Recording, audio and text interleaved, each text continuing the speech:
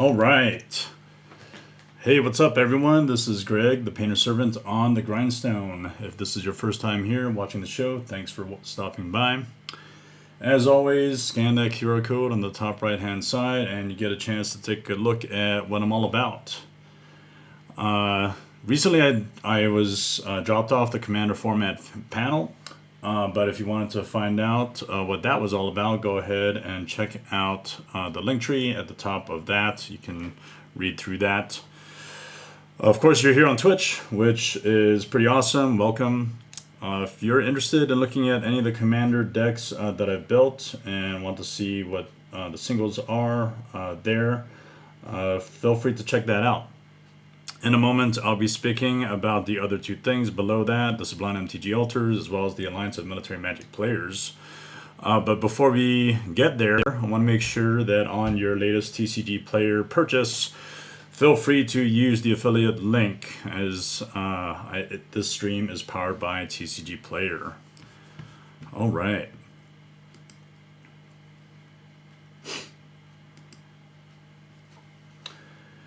As previously mentioned, the two main things that I'm involved with are altars and the military. So if you want to check out some of the stuff that my team has done, Michiko and Kumiko is shown there at Sublime MTG Altars. Scan that QR code. And if you like what you see, feel free to ask and request a commission. Unfortunately, we're booked out until March, but when we do open our commissions, we can entertain any of your ideas and then hopefully visualize your intent. They do some really great work using hand-painted acrylics and airbrush, and pretty much replace any sort of art on the existing card with something of your choice, and it's all expertly done. So take a look at that, and if you're interested, reach out to us and we'll make something happen. Below that is the Alliance of Military Magic Players, otherwise known as AMMP. That's the other community that I'm involved with. If you're in the military, serving, currently active duty, or if you're retired, reserves, National Guard, etc., and are part of any of the military branches in the United States military, you can reach out to me and hopefully we can connect. It doesn't matter if you're a Marine, Army guy, soldier, sailor, airman, Coast Guardsman, or Space Guardian. We cater to all audiences. Scan that QR code and try to check out our socials. We primarily operate off of Facebook, and we have a Discord where we can try to connect folks and then line up games from all across the world.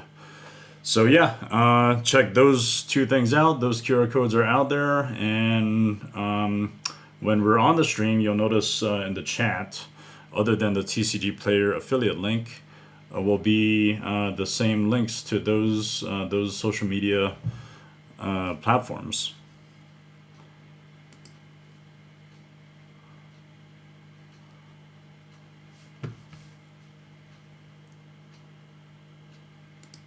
Okay.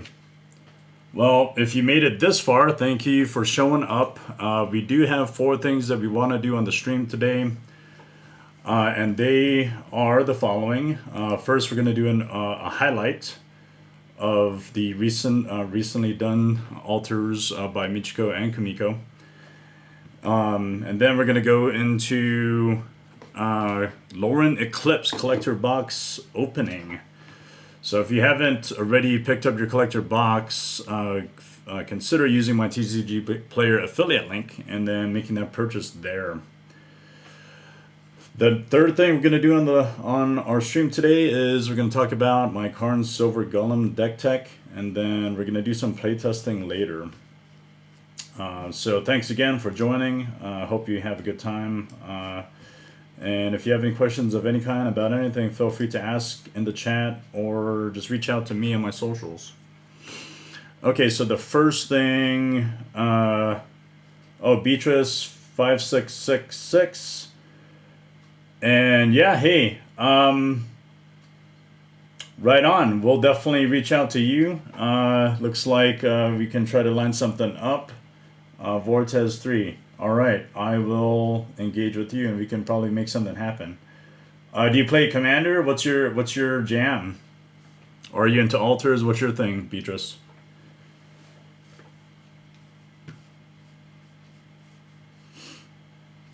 Okay, while she's typing that out, I'll go ahead and proceed with the stream. Yeah, we wanted to do the altar highlights, so let's go ahead and do that right now. First, we'll take a look at what Kumiko did. I'm just going to fire that up, post the picture and the video. Okay, so I want to make sure I do this in order because Kumiko was able to finish her altar first. And then we'll go to Michiko's altar. So, does anyone play CEDH out there? If you do, I think Sisay Weatherlight Captain is right up your alley. And what are we highlighting here? The client actually had a lot of different ideas for what he wanted to do on Sisay Weatherlight Captain, and I forget what the other ideas were, but clearly Gundam was a really good choice. And some people ask, how do we go about committing to altars? How do we go about deciding, if this is if the reference image that is provided is something we're willing to do? Really it just comes down to overall interest, right? And Gundam, if you watch anime and you love some of the the art from any of those animes, you're gonna want it on a card probably, especially if you want to pimp out your deck. And I haven't, to be honest, I haven't watched Gundam very much, but my wife and her sister, when they've watched anime as a kid, I think Gundam was part of their list of anime to watch. But what I really like about Gundam, because we lived in Japan for about 3.5 years, is this is part of the history and culture of Japan. You can't, you can't be living in Japan without knowing what some of the iconic anime characters and storylines are, right? So you got One Piece, which has spanned over 20 years. There's Evangelion, there's Naruto, there's Sailor Moon, all these things. And Gundam is right there, I think, in the top 10 of what Japanese in general just love and follow. And I love the art. I love the art. I think when this reference material was selected and provided to our team, the client, I think he liked these references, and then we were conversing and negotiating what we wanted to do on it. And I think Kumiko ended up deciding on this reference art, which the client agreed to, and then we provided this mock-up. And this is it. This is awesome. So I'm just going to play the video and then just talk a little bit more about what things are really cool about the card and the altar. And so another thing a lot of folks really like about our work is it's extremely well done. It's highly detailed, and what you see is what you get, right? There's an amount of detail on this. You could see Gundam art obviously is extremely mechanical, so there's a lot of straight lines, there's a lot of nuts and bolts and pieces that are straight edge, and of course it's robotic, right? So you can't really rough up the details. It has to be very pristine. So a lot of folks ask, hey, is this art painted on there? Is it going to be thick? Is it going to make it very visible? In all honesty, no. All of our works are very thinly painted, professionally done with acrylics and either paintbrush or airbrush. And you know what I really like about this particular altar is the faintness and the glow, the pink glow, with regards to the Gundam sword that is being slashed down. And so, you know, that's a really cool feature of the card. Why did the client choose Gundam? I mean, we didn't get into that amount of detail, but he wanted it. We said, hey, this is awesome, we'll do it, and we executed. So, did you like this altar? Just checking Twitch land if this is something that was you think is cool, is appropriate, is it, you know, is it a good theme, whatever. But what I do know is it's pretty fucking badass. Anyway, yeah, go check out the QR code, scan that, and eventually get to Sublime MTG Altars and see the rest of our works.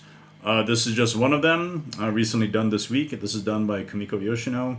She lives out there in Japan, and this is going to be on its way to the client within the next day or so, with a pretty awesome tracking number. Anyway, I think that's enough about that. If you have any comments about the altar itself, feel free to throw that in the chat and we'll move forward. And I'm still waiting a response from Beatrice5666. Just curious if you play Commander and if there's something we could do for collaboration. All right. Well, we're done with the Gundam. Let's talk about the next altar. And we're going to do the highlight because I have it physically in hand. So this is a Soul Ring. And the Soul Ring is done, and the reference image selected is, I think the character, her name is Arona. Arona, and if I'm not mistaken, just doing a little initial research, Arona is an AI character from a game called Blue Archive. And, you know, we don't quite ask all the full details when clients submit their requests on why things are appropriate. But really, you know, when we decide to accept commissions, we just are very fond of the reference images that were provided. And if we think it's going to pop or really look cool, we take on that altar and then move forward. And so this is a foil Soul Ring. And the cool thing about the altars that we do that are foil is we want to fully accentuate all of the details that the foil layering on a card provides. And so we accent that through different techniques while maintaining the foil, right? Midnight Blue 9999, what's going on? How you doing? Welcome. So right now we just finished talking about our Sisay altar. Now we're talking about the Soul Ring altar. So if you missed out on the Sisay highlight, that's cool. Just check out the video later on. It's at the beginning. But here we're talking about Soul Ring, and the character reference is called Arona from Blue Archive. And I think it's awesome. Of course, as you know, a lot of our altars are one of two things, and I think a lot of our clients and fans really appreciate this. Is the first is probably, hey, it's probably anime related, or some sort of anime character, manga looking character, whatever, and that's one of our fortes, right? Is being able to take full advantage of their Japanese heritage to make really cool art, I think, that speaks to them. And then second, in detail is, we specialize in excruciating detail down to the microscope level, I guess you could say. So we try to make sure we get after all of those things to bring life to the cards.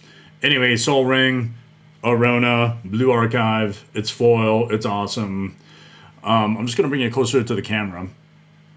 And what you end up seeing is, these triangles that are foiled out. It's really cool. You're accentuating the actual layer of the card itself. And you may not know this, but when Ultra artists paint white on a card, it's very difficult to maintain the white and the layer.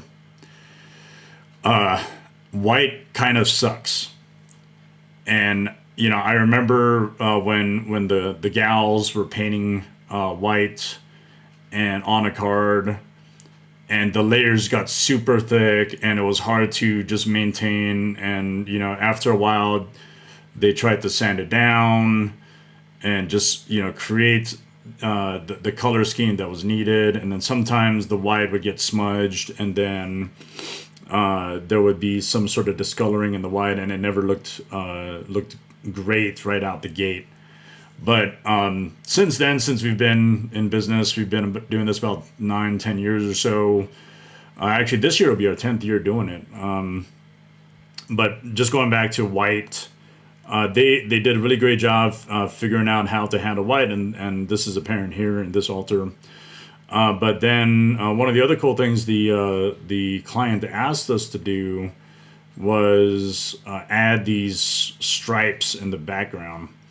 So the white isn't foil, but the stripes are, and it has a very, very distinct hint of pink color, and so that was achieved essentially through airbrush.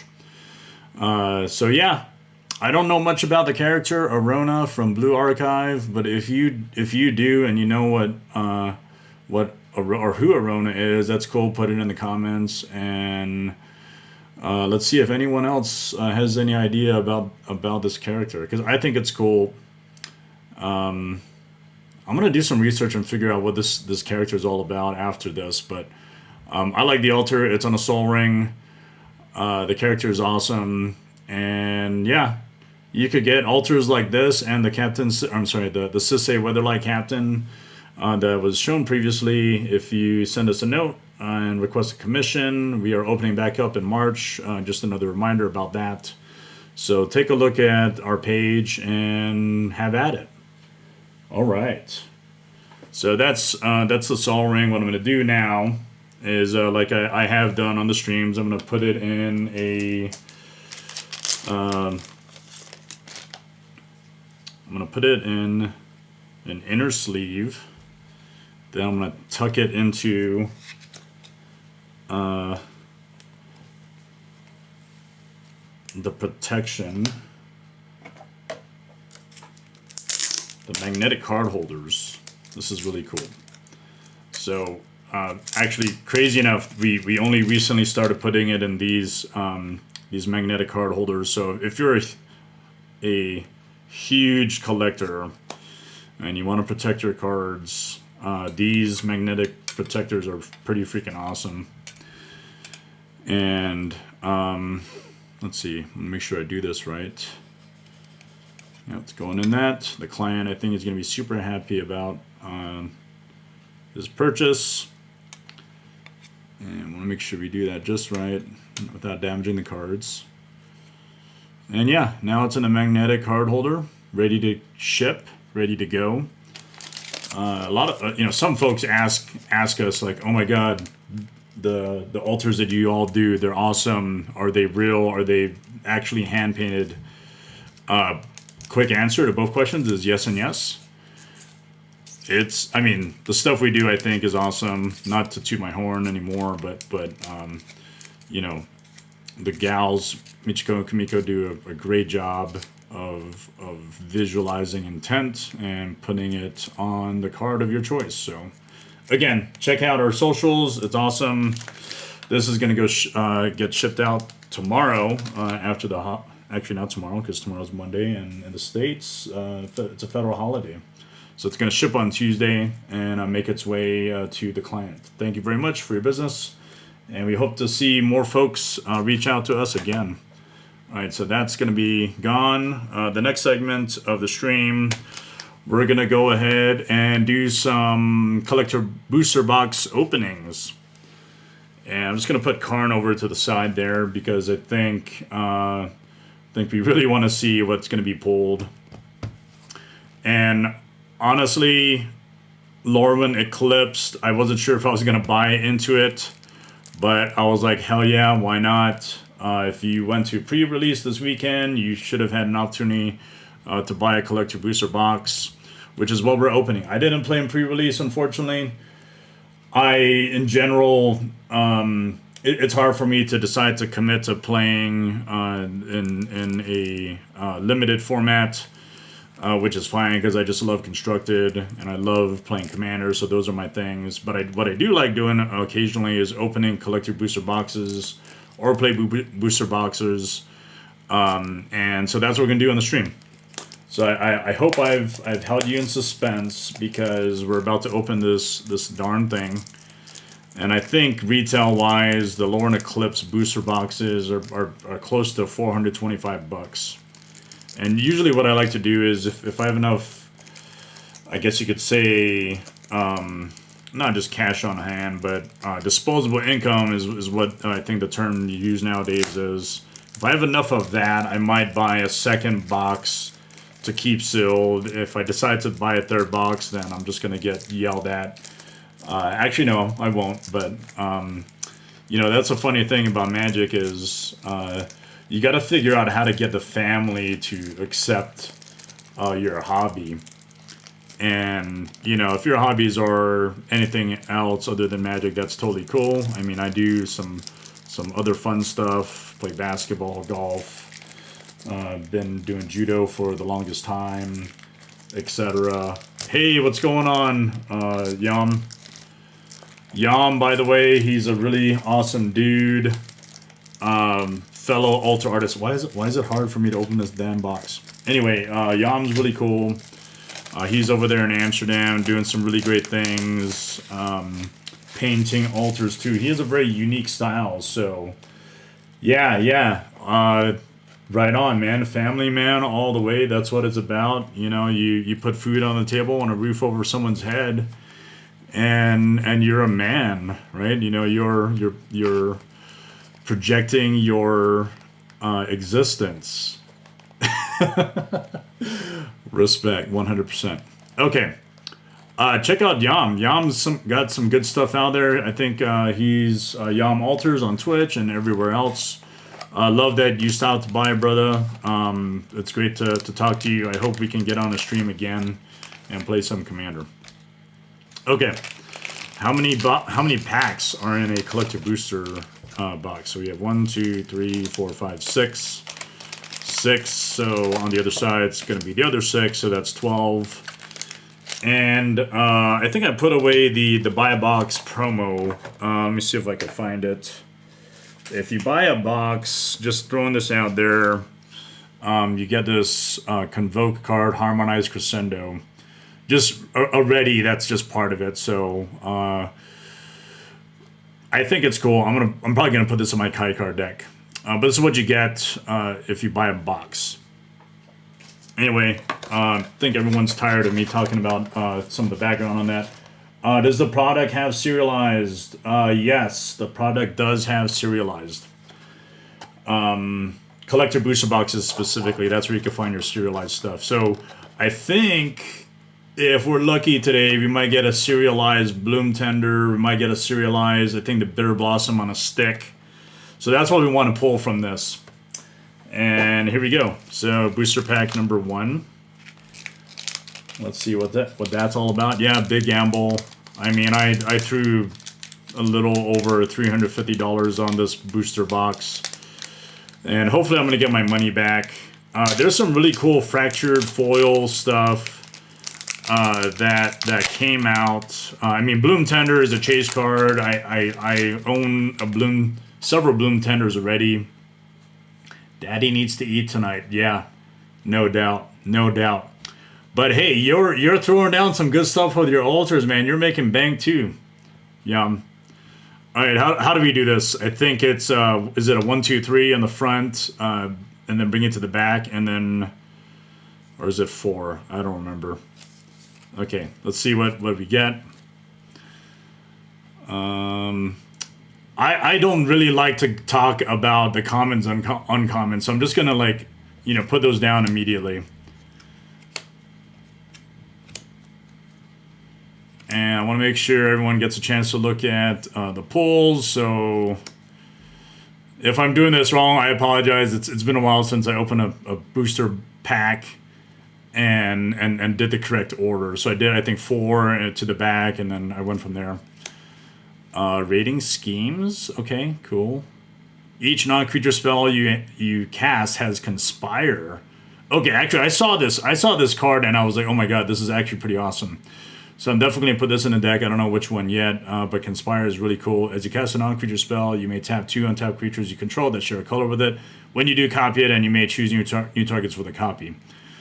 Okay, so that's cool. Then we have a card called Lamentation. When this creature enters, destroy a target creature an opponent controls. And then you can encore it. Chiral. This actually was spoiled and everyone went crazy about it. It is a goblin, or no, I thought it was a goblin, but it's a vampire cleric. But you can copy triggered abilities. Rhyme, Fire, Torque.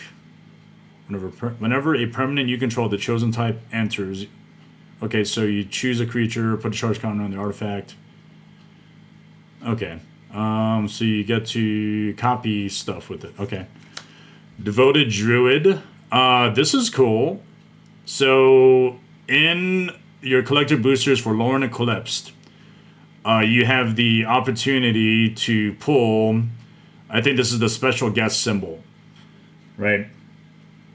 So the special guest symbol, so this is not part of Lorwyn Eclipsed, but it's a special guest card. So if you get this, you might get it in extended art, you might get it in fractured foil, whatever. But Devoted Druid is great, and I think I'd throw this in one deck. It's my Falco Spara deck. So that's really cool. Rhino, and all the other chaff. So those are that. So I think I really messed up the order. But you know what? It's fine. I'll figure it out. But I think those are some pretty sweet hits. Devoted Druid and Rating Scheme for sure. And let's move on to the next thing. So another thing I like about the collective booster boxes is just to take a quick moment about that. What I really like about the collective booster boxes is they give you foils or extended art, whatever, and so those are more collectible, I think, in my mind. You always want to consider picking up foils over non-foils because they'll retain value a little bit better. And, you know, they're just shiny. They're cool. Why not? Okay, booster pack number 2. And if you all are watching and are annoyed about how I open these boosties, well, tough cookies. Certified collector box hater day 1. Yeah. I actually hated collector boxes myself in the beginning because I thought they devalued a lot of things. Because you ever heard that phrase, if everyone is super, then no one is? I think that's from the movie The Incredibles. So like if everything is cool and foil and all that, then wait, did I say that right? If everyone is super, then no one is super. It's like in Magic, in the collector booster boxes, if everything is foil and cool, then nothing is foil and cool. Anyway, let me see if I do this right. So if I go 1, 2, 3. Okay, so towards the end are the highlights, and then the sweet card at the end. Okay, whatever. Yeah,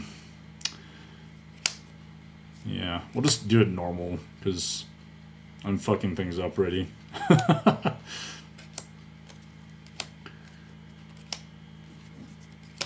And I don't know, if there's an uncommon or common that you guys are excited about, put it in the chat, and then I'll try to recognize it right away.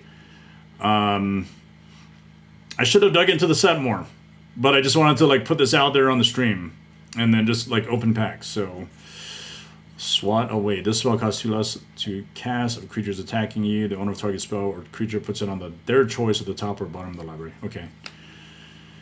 More Cants Loyalists. So I think there's that that one commander creature, Morcant. I think I saw it. I kind of peeked a little bit at the back. But that card, I think immediately when it came out, a lot of people were just going crazy over some of the synergies of the -1/-1 counters. So hopefully that's going to die down, because honestly I didn't really think too much of it, but you know, whatever. And what do we have? Shadow Urchin. Whenever this creature attacks, blight 1. Whenever a creature you control, 1 or more counters on it dies. With exile that many cards from the top of your library, and then you can play those cards. Okay, very cool. Belonging, Shapeshifter synergies, that's cool with Changeling. And yeah, I just talked about this, High Perfect Morcant, that's cool. Aurora Awakener. Let me read this. When this creature enters, reveal cards from the top of your library until you reveal X permanent cards, where X is the number of colors among permanents you control. Put any number of those permanent cards onto the battlefield, and then put the rest of the reveal cards on the bottom of your library in random order. Very cool. So your 5-color commander synergies, I guess, is what you want out of this. And then we have Bloodline Bidding. Convoke, choose a creature type, return all creature cards of the chosen type from your graveyard to the battlefield. Okay, this is awesome. I'm throwing this in my Iname Death Aspect deck because it cares about spirits. So I'm going to definitely put that in as an extra card. And the Convoke is fun, but unfortunately I don't have too many spirits out before I can play this. So 8 might be a stretch, but I think it's cool already.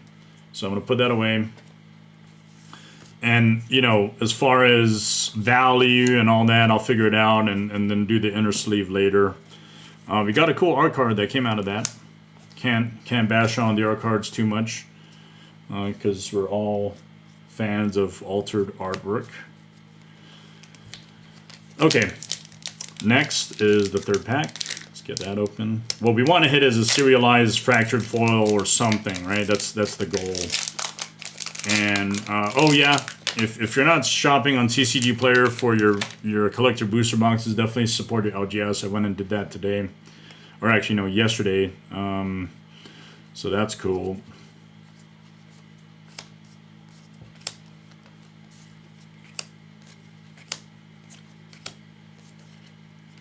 What I want to do is be like those other streamers, where a card pops up, or you know, I'm looking at my pulls, and then it's like so awesome, I freak out. That's what I want to have on stream at least once. So maybe today is the day. Yeah, you know, there's some really cool stuff happening with the hybrid mana. So I guess WotC's gonna put something out. Hopefully they're gonna give more clarity on the hybrid mana and whether or not you can play them in monocolored decks. So stay tuned for that, but I think there's some cool things with regards to that happening. You know, the whole thing with hybrid mana, it's supposed to be an either or, not an and, right? So you could play this in something or something else. And you know, there's always the arguments that Mark Rosewater is going to put out there as to why he thinks it should be or. I mean, that's the original design, right? Anyway, Reaping Willow, that's cool. And my lighting, it kind of sucks, but the foiling is probably in the way. Winnowing. For each player, you choose a creature that a player controls, then each player sacrifices all the creatures they control that don't share a creature type of the chosen creature they control. Okay, so this might end up going in my Queen all-in-all deck.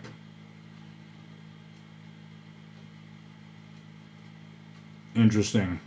Okay, I like it already. That's awesome. Off-Nav Goat.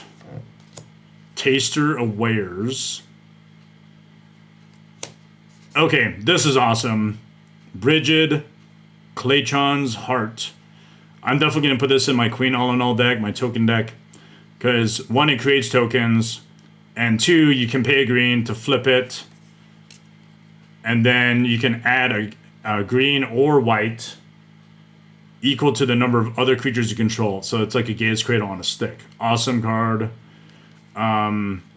If I didn't already have a green-white deck that had a token theme, I would probably make this a commander, because it's a Gaze Cradle in the in the command zone.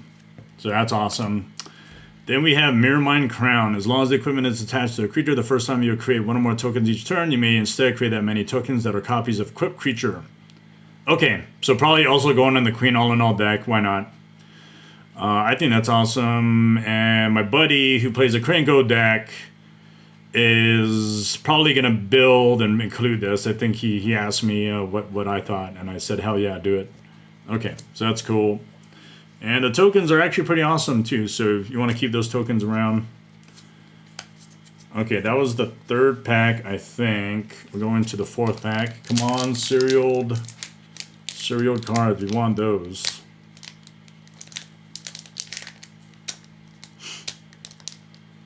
And if you're just joining us now on the stream, welcome.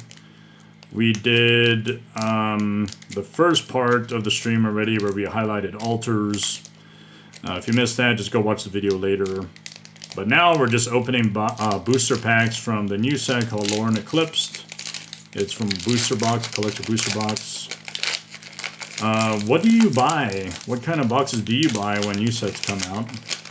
I mean, I think there's an obligatory purchase that most fans have to buy. It's probably a Collector Booster Box. But if that's not your fancy and it's too expensive, that's totally cool. You got to get your fix in, just buy your play boosters or whatever boosters that are out there. Okay. Just passing through the commons and uncommons. I think eventually some of this is going to stick. And where are we at? We're at the land, and we get to the other stuff. Lockmare. This creature enters with 3/1/1 counters on it. It's a mythic. Remove a counter from this creature, draw a card. Remove 2 counters from this creature, tap target creature, put a stun counter on it. Okay, I guess. Mass of Mysteries. So I saw this card, and I'm not exactly sure if it's that cool. I never really built an elemental deck, so I don't know. But it's a mythic, so it looks kind of fun.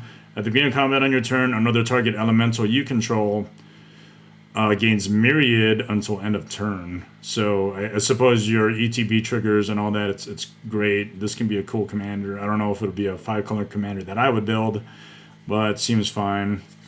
Slumbering Walker. It's a giant, so if you have giant decks, you can include this, I suppose. At the beginning of your end step, you may remove a counter from this creature. When you do, return target creature card with power 2 or less from your graveyard to the battlefield. Okay.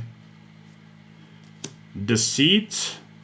So this is another one of those hybrid mana cards where if you pay blue or black, you get to basically have the effects done on it. So it isn't just 2 blue. So if you had a 2-color deck, and it's 6 anyway, so you can pay 4 mana for blue and black and get both abilities when it triggers.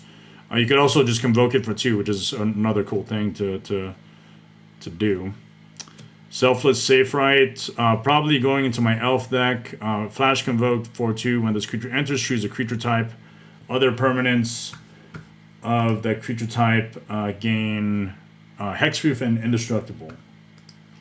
So it's kind of like your version of, I think it's Heroic Intervention on a stick, which I think is awesome. And because that's Convoke, you probably have a lot of creatures that you can convoke this with. Okay, that was the 4th pack. We're going down to the last 2 in the first stack. Let's see what that looks like. Hey, we got a new visitor. Thanks for joining the stream. We are opening collector booster packs, and I suck at it, so make fun of me later.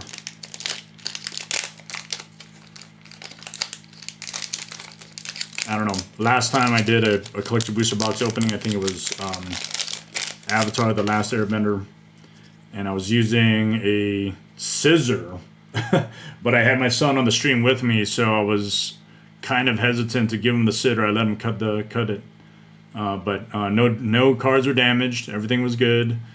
I don't know. How do you open booster packs?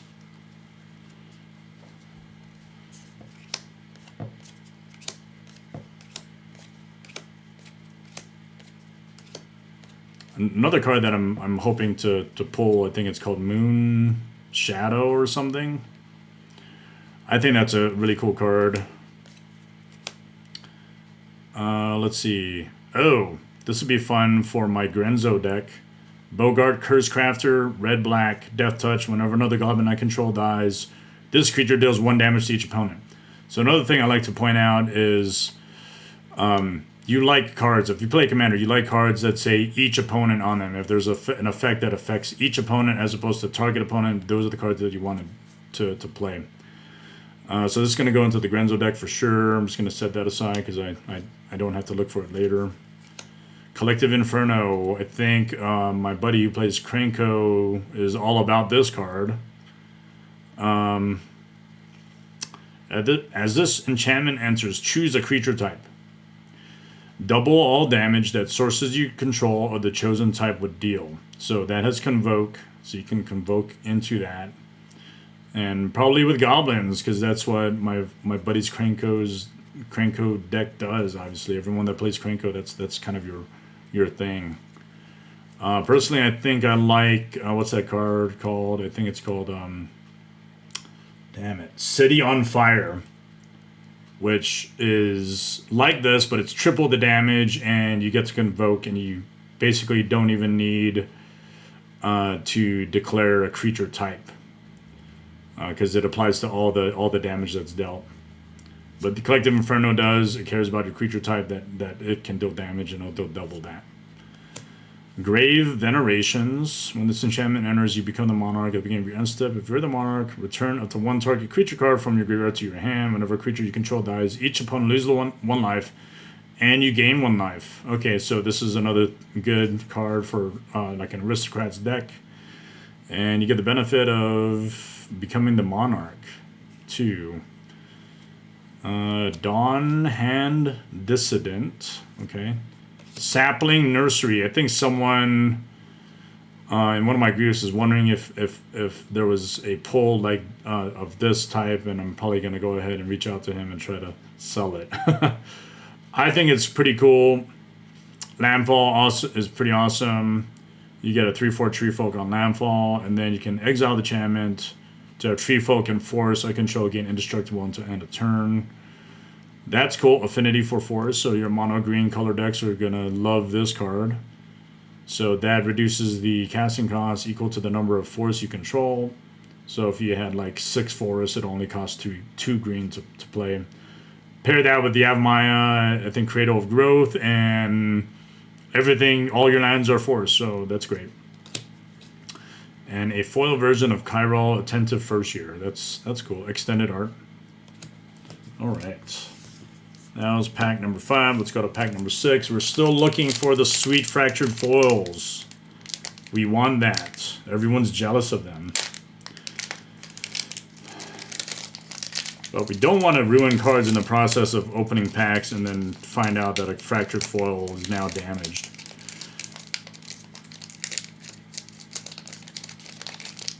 Midnight Blue 999. I don't know if you're still on, but thanks for sticking around. We have 2 people watching.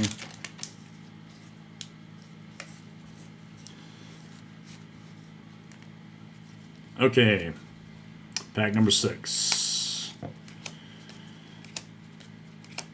And you know, the Lorwyn set and Eventide and Morningtide, when they had the block, I didn't play during that time, unfortunately, but I ended up kind of sort of collecting cards from it. But I always loved the hybrid mana stuff. It gives so many options, so much utility in decks. You know, especially if you're in the early turns and want to cast things and you don't have the exact mana for it.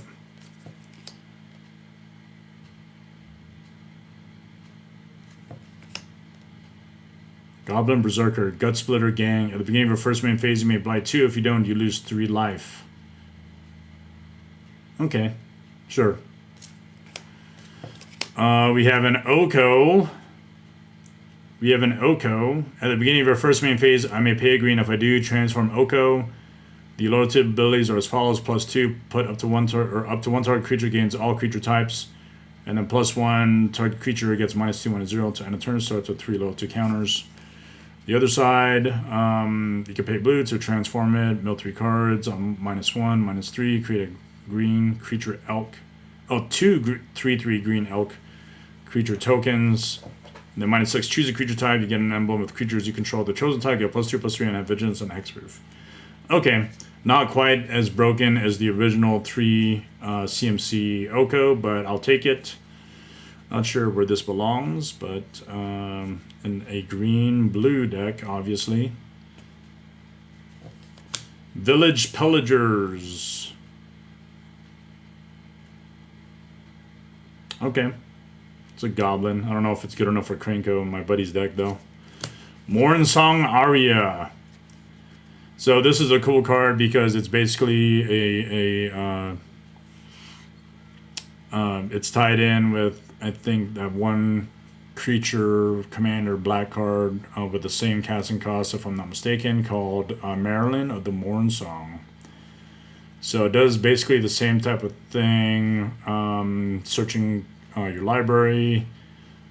Players can only search their libraries instead of drawing cards or gaining life. I don't think Marilyn prevents life gain. I think it just prevents people from drawing. But this is the enchantment version of that. That's cool. Kin Binding. Creatures you control get +X with X, where X is the number of creatures that enter the battlefield under your control this turn. Okay, that's cool. Probably going to the Queen All-in-All deck. And okay, I'm actually pretty excited about this because my alter ego, the Painter's Servant, this is in foil. This is a special guest card. Hell yeah. I'm excited. I don't know if you guys are excited, but I'm freaking excited right now. Painter's Servant. As this creature enters, choose a color. All cards that aren't on the battlefield, spells, and permanents are the chosen color in addition to their other colors. So I'm going to go ahead and just throw that in a perfect fit because Painter Servant, it's awesome. I'm the Painter Servant on the Grindstone. It combos with the Grindstone. If you're following me for the first time, that's who I am. And yeah, why the Painter Servant? Let's talk about that a little bit. So it turns out when I was collecting Magic for a long time, I never really did the tournament grind, but what I discovered later on was, because I've been playing Magic since like 94, 93, 94, you know, the years kind of fluctuate in terms of my memory. But as the years went on, all I really did was collect Magic. You know, I deployed to Iraq and Afghanistan. Basically wanted to play Magic again. I was an adult later on in life, obviously, and I was like, okay, cool, let's do a thing. So Commander became my initial love coming back into Magic because all I'd been doing is playing Kitchen Table. But then I discovered that constructed formats in the Eternal ones were out there, and I had all the cards that I felt like I needed for Vintage or Legacy, so I decided to get into Legacy. And lo and behold, I've been playtesting a lot of these decks. I did Sneak and Show, I did even Miracles, and then I fell in love with Painter Servant. And this was actually around the same time my wife started altering cards. So conveniently, I was already running a Legacy. I think it was mono red / white, actually, with your inline tutor to find your either Painter Servant or Grindstone. And I played the Legacy Painter Servant deck, and that was awesome. Played that for a long time. Did a little bit of tournament grinding locally and through you know, whichever ones that I think either Wizards or Channel Fireball or SCG was doing, Star City Games, and I played that. And so my wife alters I play Painter Servant. I'm like their servant. So Michiko and Kumiko again, Sublime TG Alters, follow us, follow our socials, and yeah, that's a little backstory on the Painter Servant. But I am super ecstatic that I pulled an extended art special guest Painter Servant. So immediately went into the perfect fit. Awesome. Okay, that was the first 6 packs. We are still waiting for the big hits. I like that Painter Servant came out. That was awesome. But we need to get more. We need to get more out of this $380 that I spent on this damn thing. You know, if anything else, what we always are trying to strive for is when you open a collector booster box, is getting the money back that you spent on it. And even if that's just initial value, right? Because we know the hype's going to go down and value's going to tank. But if you put it in your apps that just show value, you want to know that it's maintained somewhat. But in the first cut, you can at least enjoy that it was probably just about as much as how much you spent, hopefully in your pools. Okay, cool. So, oh shit, we have a fractured foil. I'm not gonna spoil it just yet, but there's something back there. Holy shit. Okay, man, this guy at the shop that I bought it at was like, he ended up dropping this box. He dropped it on the floor, and he's like, you know what? You might get some good pulls, because every time his friend who streams, I guess he does on TikTok. Okay, you know, I'm not gonna ruin it. I'm just gonna keep moving. So we are waiting for the fracture foil. We know it's there. It's in the back, and I don't know. I might get more excited than the Painter Servant. Let's see. Okay. And I mean, we always can just hope for the best kinds of pulls.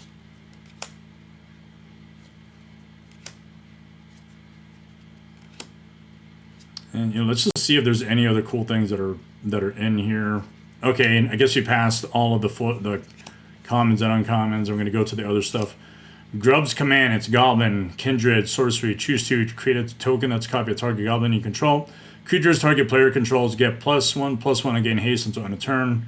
Destroy target artifact or creature. Target player mills 5 cards, then puts each Goblin card milled this way into their hand. Okay, it's a Kindred Sorcery Goblin. That's not a Goblin creature, but it is a Goblin still. Very interesting. Yeah. Anyway, this was always part of Magic since Lorwyn when they introduced Kindred. So this counts also as a Goblin pretty much in all zones. But I don't think this would make the cut for Grenzo. It's cool. He wouldn't be able to pull it out from the bottom of the deck. Anyway, we're still we've been asking for a fractured foil. We know one exists in this pack. Let's go. Okay, so we're gonna put that over there. Springleaf Parade. When this enchantment enters, create X/1/1 colorless shapeshifter creature tokens with Changeling. Creature tokens you control have add 1 mana. Tap it to add 1 mana of any color. Wow, there's a lot of token creation stuff. Like, I have to figure out what I need to pull out of my Queen All-in-All of Ruidoc deck. Figure of Fable. A Johnny Outland Chaperone. I got ahead of myself, sorry. Clearly one of the chase planeswalkers in the set. Created 1/1.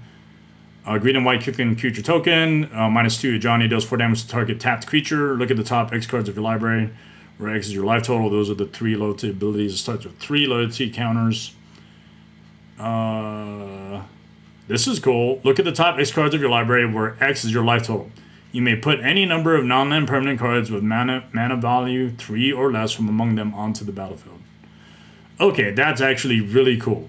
That is really cool. Okay. And this is the fractured foil. So I'm excited, but not as excited as I would be if I pulled a freak. What is the card? Anyway, it's a fractured foil. You can't go wrong. Glen Alendra Guardian. So it's the, I guess, the younger sister or stepsister to Glen Alendra Archmage. You can flash it in, which is the bonus, and it's also 1 CMC less than the Glen Alendra Archmage. Enters with a -1/-1 counter on it. You can remove a counter to counter target non-creature spell. Its controller draws a card. So, okay. I mean, that's cool. It's fractured. I love it. It's awesome. Probably going into my Azami deck. We are going to put that in a perfect fit immediately. And what does TCG players say about this fractured foil? What does it say about it? How much is this thing? Let's do a quick check. I'll type it into TCG Player, because obviously that's the one place you want to go pick up singles and use my affiliate link. What is Glen Alendra Guardian and Fractured Foil? What is that value at? Okay, was that the 6-pack? 3, 4, 5. Oh no, that was the first pack and the second stack. Okay, Glen Alendra Guardian.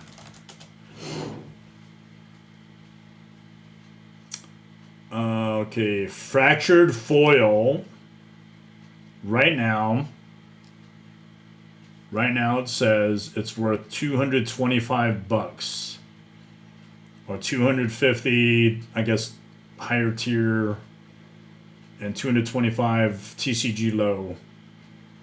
Yeah, that is freaking awesome. Okay, that was the box right there, but I wanna add all these the value up, but this is definitely gonna be the bulk of the value that I get out of this. Let's see if we can pull a second fractured foil. Let's do it. Kitty Planeswalker, hell yeah. I don't know if you saw it, but I just pulled the fractured foil Midnight Blue 9999. 99.99. Okay, pack number 2 in the second stack. Hey, you know, I pulled some really shitty boxes in my time. This might be the best box that I've ever got pulls out of. I won't lie. Recently, I think I opened a Chocobo bundle on the stream. It was shite. But I opened another Chocobo bundle not on the stream, and I got some really good stuff. I made my money back and a little bit more. The Chocobo track foils were awesome. I think I got a Yuna. And the other one... What the heck was the other one? Anyway, Yuna was a highlight. And then I got a Buster Sword, and there was a lot of other cool stuff. Anyway, here we're back on the stream. Let's move on. We just pulled that fractured foil. I'm just going to throw that back on here to show that. So, luck would have it, I would be able to pull a fractured foil for the first freaking time ever. Anyway. Okay, passing through the chaff. But let's take a moment to look at this one at least. Morkant's Loyalist. I think I passed by this earlier. Gives elves you control +1/+1, and then when it dies, you can return another elf card from your graveyard to your hand. Unfortunately, I don't have a black-green variant of an elf deck. I just have a red-green version. But you know, we'll see. Maybe I might be interested in building that out. I'm gonna throw that on there for now. Lasting Tarfire, cool. Bristlebane, Outrider. Okay. Swamp. Scuzzback Scrounger. It's a Goblin. Mitch, where are you at? Are you watching the stream? You should be. It's my Krenko friend. At the beginning of your first main phase, you may blight one. If you do, create a treasure token. That's not bad. That's not bad at all. Okay. Eventide Shadow. Remove any number of counters from among permanents on the battlefield. You draw cards and lose life equal to the number of counters removed this way. Okay. I suppose if you did that to yourself, or you could do it to other things. Clearly something comes to mind, right? You have your Dark Depths. Easy. You know, Dark Depths, and then if you have Planeswalkers, great. Damn. Dark Depths has 10 counters on that. If you remove 10 counters from that, you get to draw those 10 cards. And anything else on the battlefield that might have counters on it. So it benefits off of your -1/-1 counter strategies, maybe Planeswalkers. Yeah. Get that Merit Lage token. 2020 Flying Indestructible Merit Lage token. You don't have to pay 30 mana, right? Because I think it's 3 times 10 counters. All you have to do is pay 5 mana. Lava Leaper. All creatures have haste. Whenever a player taps a basic land for mana, that player adds 1 additional mana of any type that land produced. So this is cool. This is a Mana Flare on a stick. If you remember Mana Flare from the old days, and of course people play it nowadays for Commander, there was an enchantment that basically did the same thing, and it was the same mana cost. But the cool thing about this is it'll also give your creatures haste, but it can be removed. But I like that it's a 4/4, so it's a Mana Flare on a stick for 4/4, which is awesome. Has some really cool abilities. This is going to go into a deck somewhere, I don't know where. Champion of the Weird. As an additional cost to cast a spell, behold a goblin and exile, pay 1 life, blight 2, target opponent blights 2. When this creature leaves the battlefield, return the exiled card to its owner's hand. Okay. Bristlebane Battler. This creature enters with 5 -1 counters. It's a 6/6 for 2 mana. Whenever another creature you control enters, while this has a counter on it, remove a -1/-1 counter from this creature. So I could see this as a really great card in Limited, which is awesome.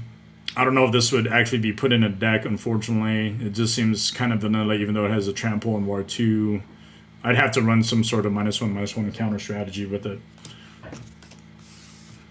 Okay. Actually, what I'd usually like to do is I separate out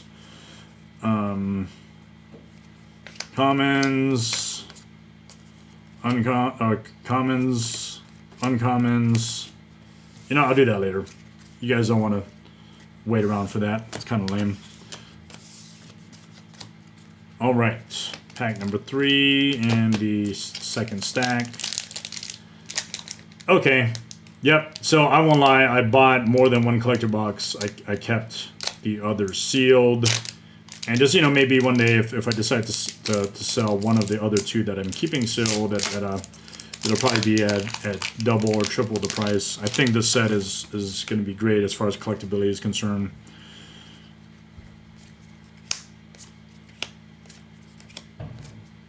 And stop me if you see a card that I'm passing. That's awesome.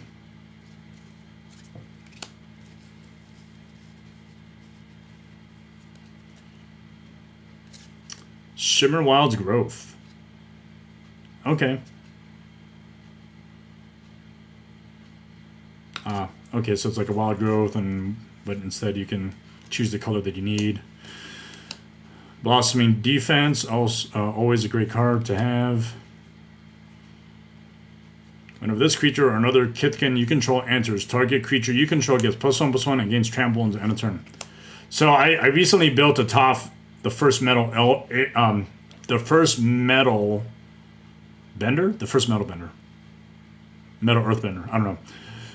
I recently built that. I'm still trying to upgrade it, trying to figure out what's great for the deck. I don't know. If you guys have a Toph deck and want to share that, feel free to put it in the chat. Because I'm still searching for really great cards to put in it. Twilight Diviner. When this creature enters Sovel 2, whenever one or more other creatures you control enter, they entered or were cast from a graveyard, create a token that's a copy of them. This is actually pretty freaking cool. Alright. This might go into a Cedrus deck. Or even my Grenzo deck. The cool thing about Grenzo is that when Grenzo, Dungeon Warden, when you, gosh darn, yeah. So you pay, I think it's 2. Pay 2, reveal the bottom card of your library. If it matches, if its power is less than or equal to Grenzo's power, then you get to put it directly into play. So what happens is it goes to the graveyard and then comes into play. So if you play this in a Grenzo deck, you'd have 2 copies of those cards that just came in, which is awesome. Okay, Grenzo deck or Cedrus, the Trader King, whichever one. Cedrus, the Trader King, has Unearth. You can get 2 Palinchrons, 2 Great Wells, 2 Flayers that hit down, which is what I love to play in that deck. And yeah, okay, auto include in either of those decks. Also, I could probably put it in my my Moira into Shard deck. Man, this set has some really freaking great cards. Impulsivity. When this creature enters, you may cast target instant or sorcery card from a graveyard without paying its mana cost. If that spell would be put into a graveyard, exile instead, and you have Encore. Okay, that's actually pretty sweet. Ashling's Command. Create a token that's a copy of target elemental you control. Target player draws 2 cards. You can choose 2 of these options. Ashling's Command deals 2 damage to each creature target player controls. Target player creates 2 treasure tokens. Okay. Kindred instant. Bristlebane Battler again. Rhymefire Torque. Okay. And then Cool Merfolk token.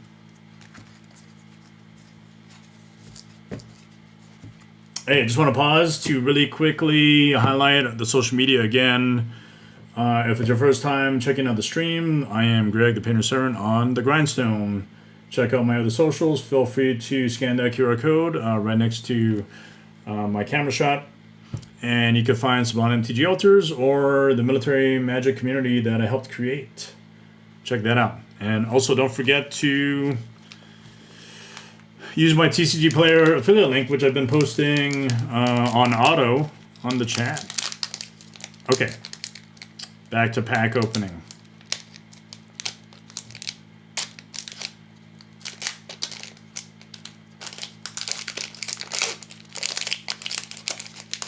All right.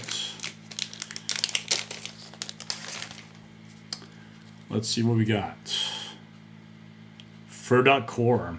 Oh, actually, I've been seeing this card get posted a little bit more often recently, where you can, because of the shapeshifter changeling thing, you know, it'll count towards your creature type count, or not creature type count, but your, well, yeah, technically, yeah, you can. You can count that, and then obviously adding mana, and then you can make it into an artifact creature, which is awesome, which will have all the every creature type, because it's a changeling. So you can have a shapeshifter, but if it doesn't have changeling, it is not every creature type. Just want to make sure everyone knows that. Because sometimes if you just see it and it says creature type shapeshifter, sorry, you won't be able to benefit off of changing if it doesn't have that. Right? Just to be clear. Okay, moving forward.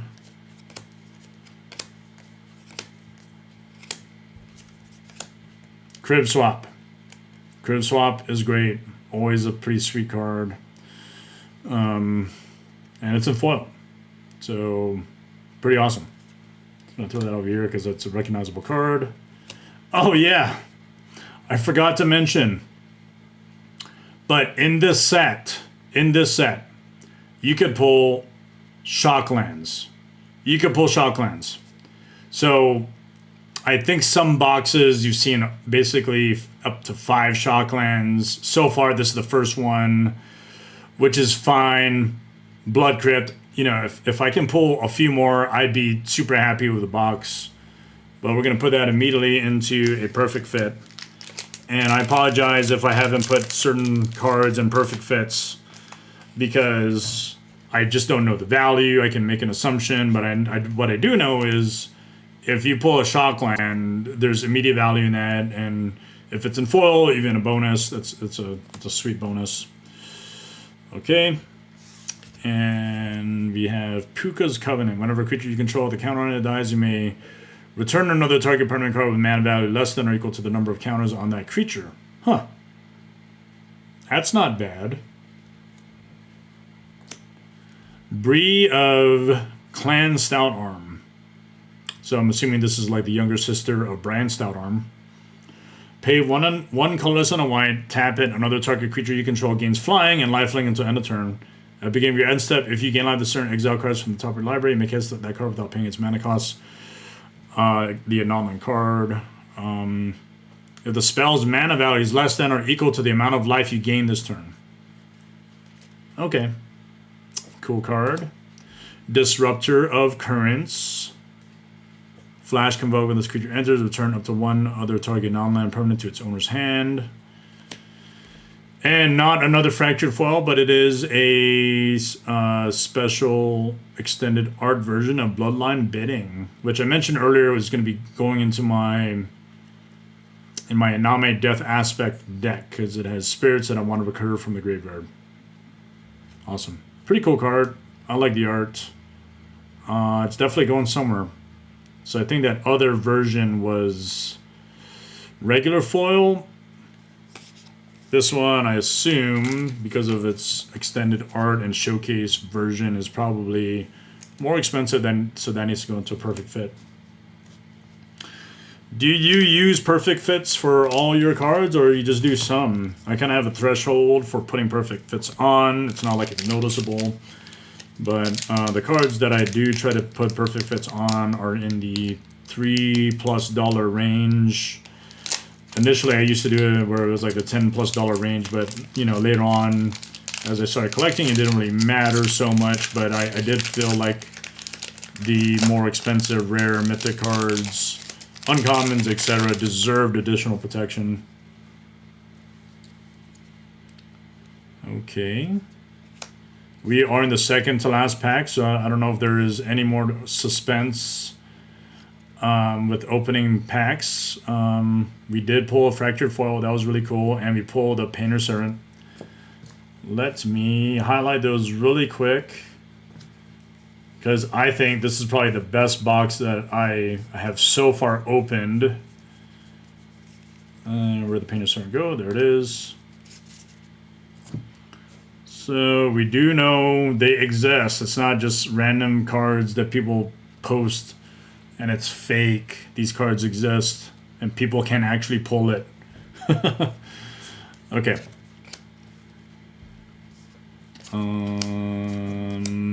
Let's go and keep moving. Can't wait to get your hands on some of these cards. Hell yeah. No, man, if you got that disposable income and you love Magic just as much as I do, you know, you gotta do it. Marilyn Fey Ascendant, okay. Dread Tiller. Whenever this creature enters, put a -1/-1 counter on a creature. Whenever a creature with a -1/-1 counter on it dies, you may put a land card from your hand or graveyard onto the battlefield. Okay. All right, second Shockland. Second Shockland. Hell yeah. Shadow Urchin, second Shockland. Maybe there's another Shockland in the other one. And we have a foil Aurora Awakener. Awesome. Those probably are going to need to be put into perfect fits. I'm excited. I hope you are.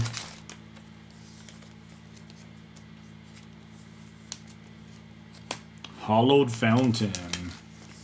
All right, I gotta show off a little bit in one of my group chats, because this is a pretty sweet box.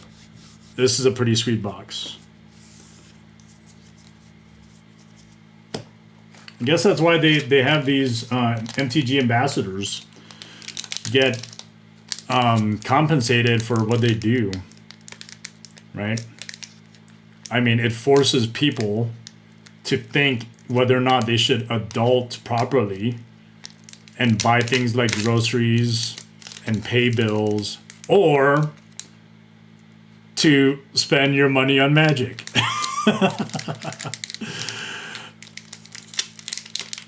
Adulting. At some point in life, you got to accept the fact that you need to adult. All right. Let's do a sneak peek, see if there's anything kind of fun. Okay, there's an extended art something. 2 extended art somethings at the back.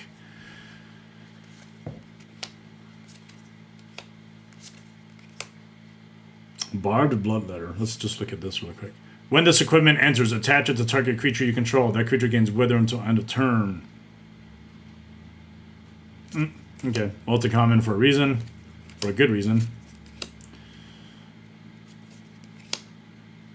List Arona Dignitary. Is an additional cost to cast this spell, behold an elf, or pay 2. Add 2 green only if there's an elf in your graveyard. That doesn't quite make the cut for my red-green elf deck. Raga Draga. Gorgut's boss. It's not an elf, but it's a red-green commander that just wants you to play elves. There's no other reason to play anything else. Okay, Lofty Dreams, Island. Okay, here we go. Third Shockland. Third Shockland. Third Shockland.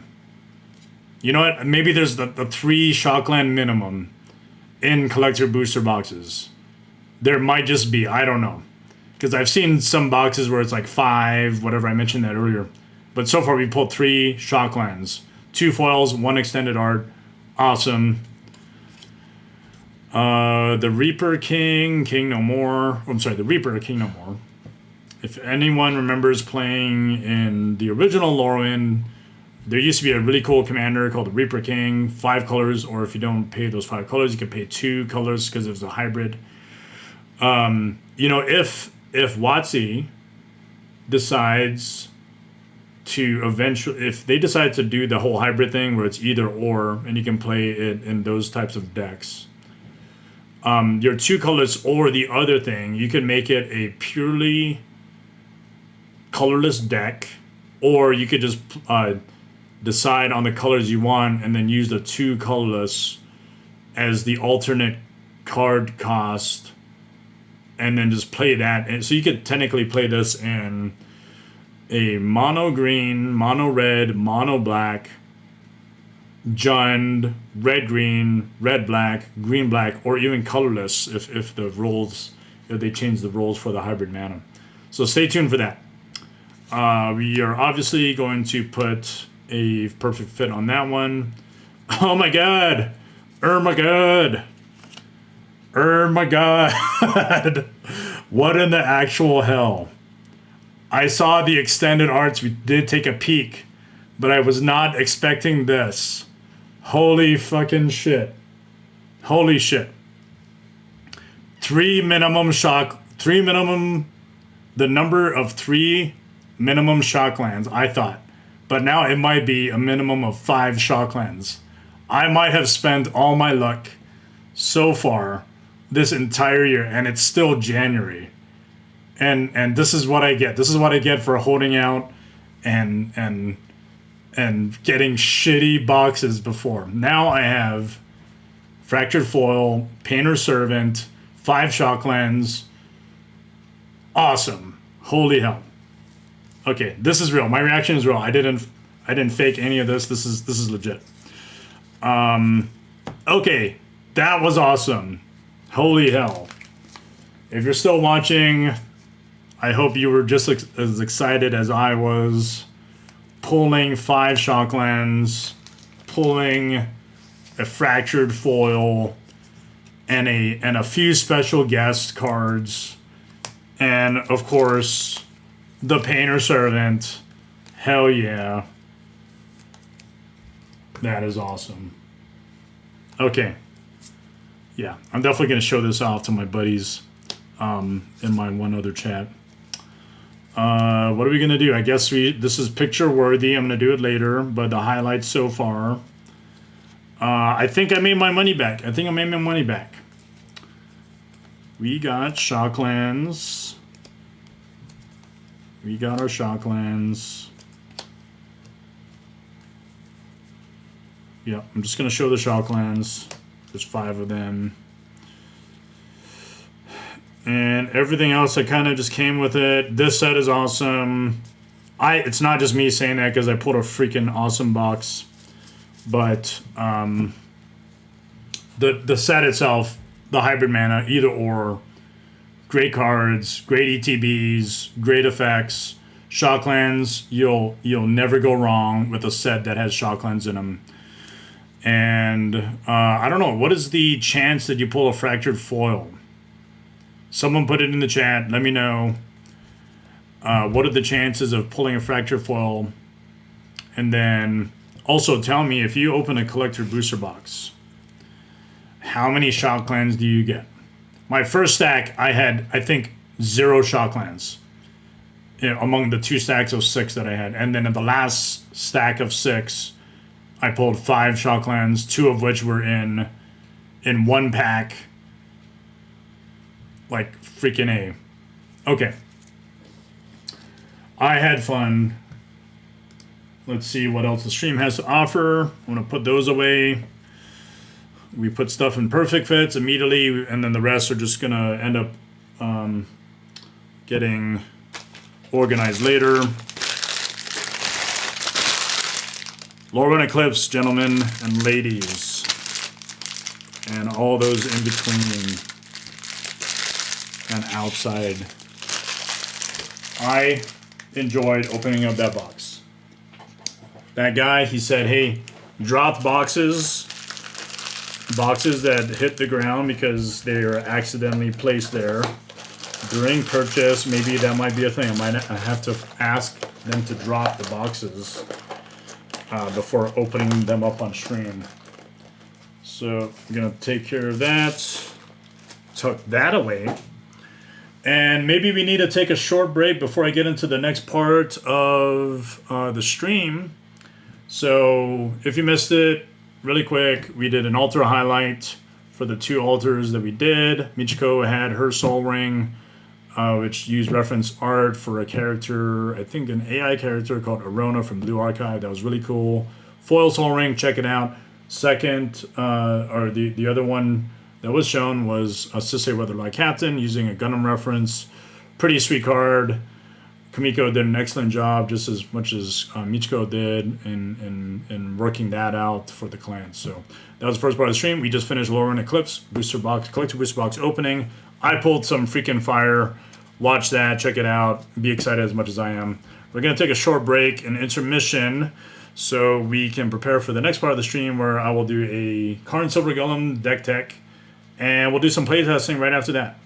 So stay tuned.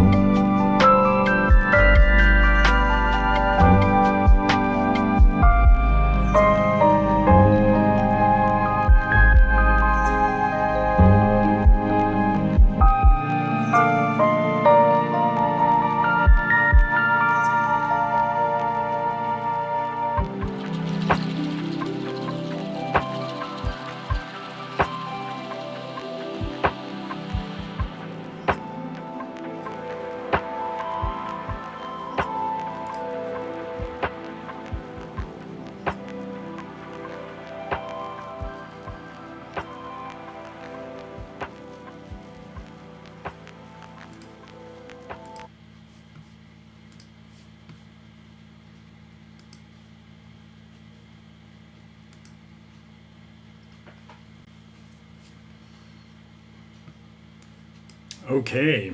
Make sure my audio and video is good. All right, we are in the second part of the stream. Thanks for following. If you haven't already done so, go ahead and follow and subscribe. You are on the grindstone, joining the Patron Servant. So just a recap of the first part of the stream. We did a very cool thing by highlighting the two most recent altars done by my team, Michiko and Kumiko. Michiko did the Soul Ring, and Kumiko did the Sisay Weatherlight Captain. So if you're into altars, that's really cool. If not and are interested and want to check that out, feel free to always check out the social media where the Swan MTG Altars page is. And yeah, the second part of the stream, we did a collector booster box opening. I mentioned already that I might have spent all my luck on opening packs because that Lorwyn Eclipsed collector booster box was pretty freaking badass.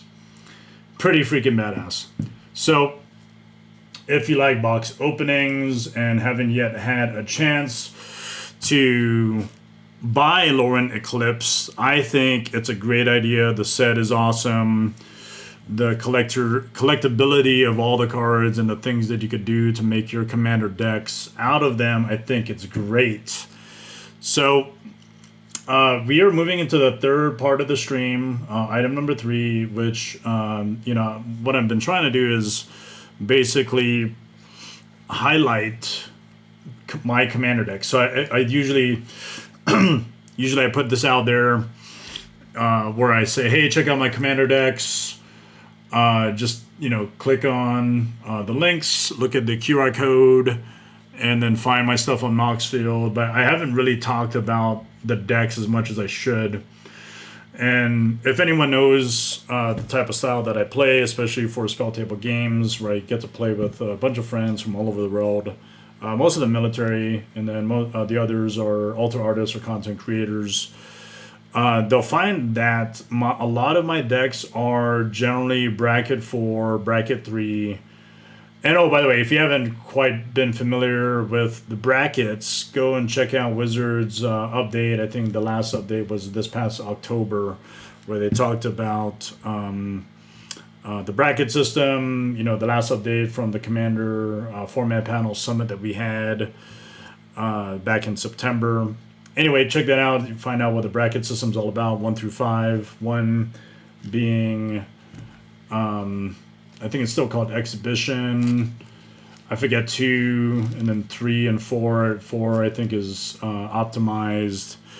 Damn it, I should know a lot of this by heart, but I don't. And then, of course, there's bracket 5 CDH. Most of my decks are bracket 4, maybe some bracket 3.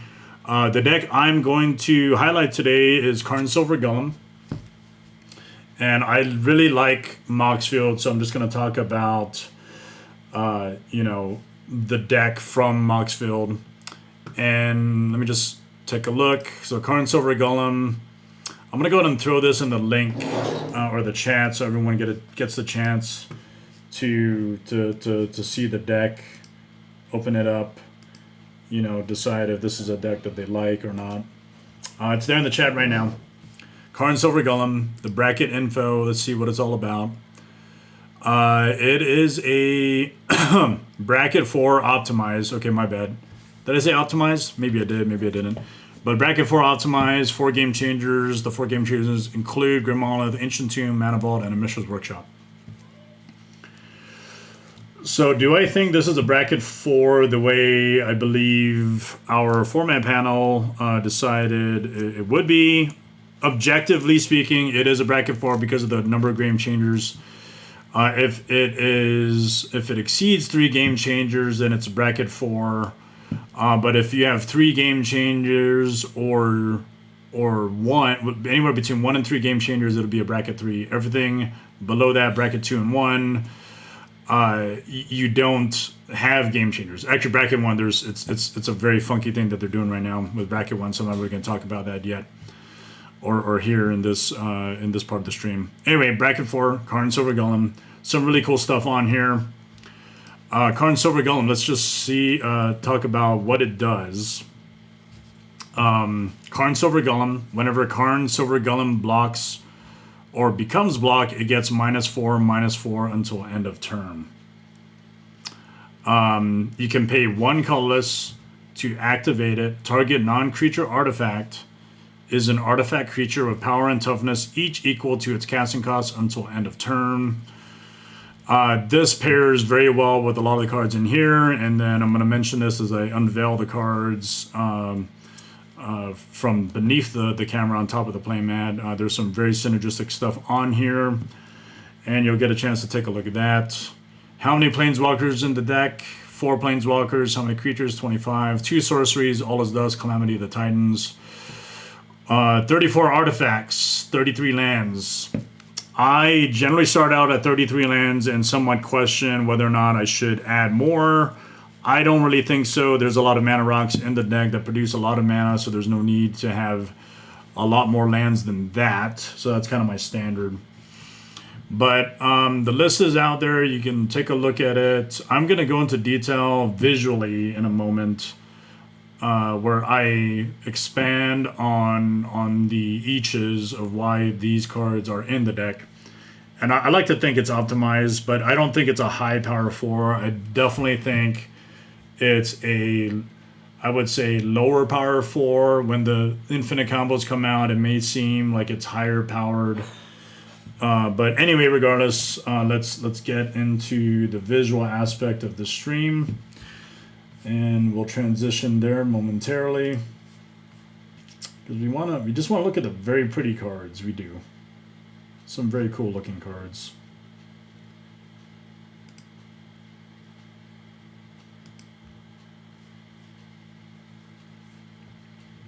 Okay, so I've already transitioned.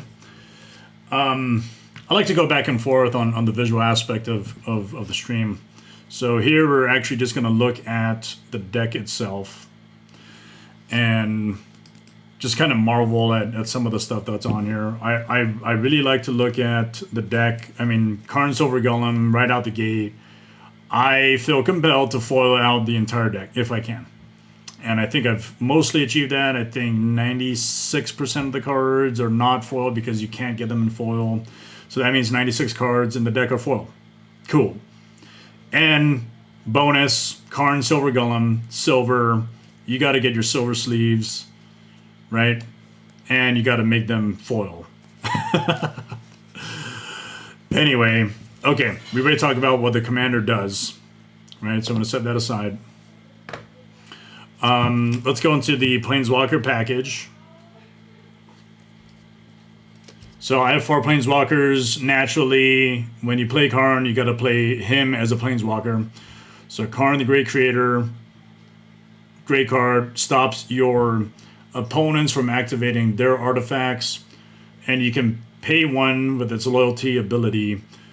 Add a loyalty counter, then you can make a non-creature artifact become an artifact creature. So basically it's the same ability as Karn the creature does, right?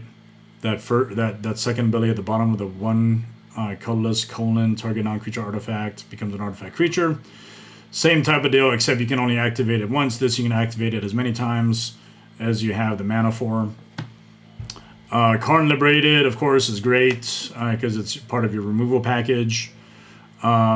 Man, I remember when this card was like $70 back in like old Tron Modern.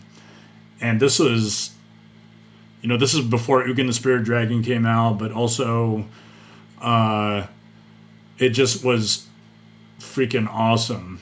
And I think the foil version, I think it was commensurate of at least double the cost. But anyway, great card, great removal. You can -3. Usually what I do is -3 twice on Karn to take care of pesky things that are on the battlefield. Next we have Ugin the Spirit Dragon. So if you're generating a lot of mana, you're probably going to very easily go up to 8 very quickly. And lots of great removal. Either the +2 to bolt something or -X to remove all the other things that are colored. That are on the battlefield.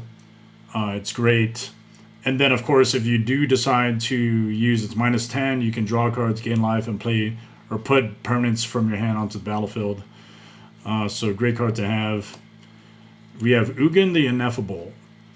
So it's the other Ugin. So there's 2 Karn Planeswalkers, two Ugin Planeswalkers.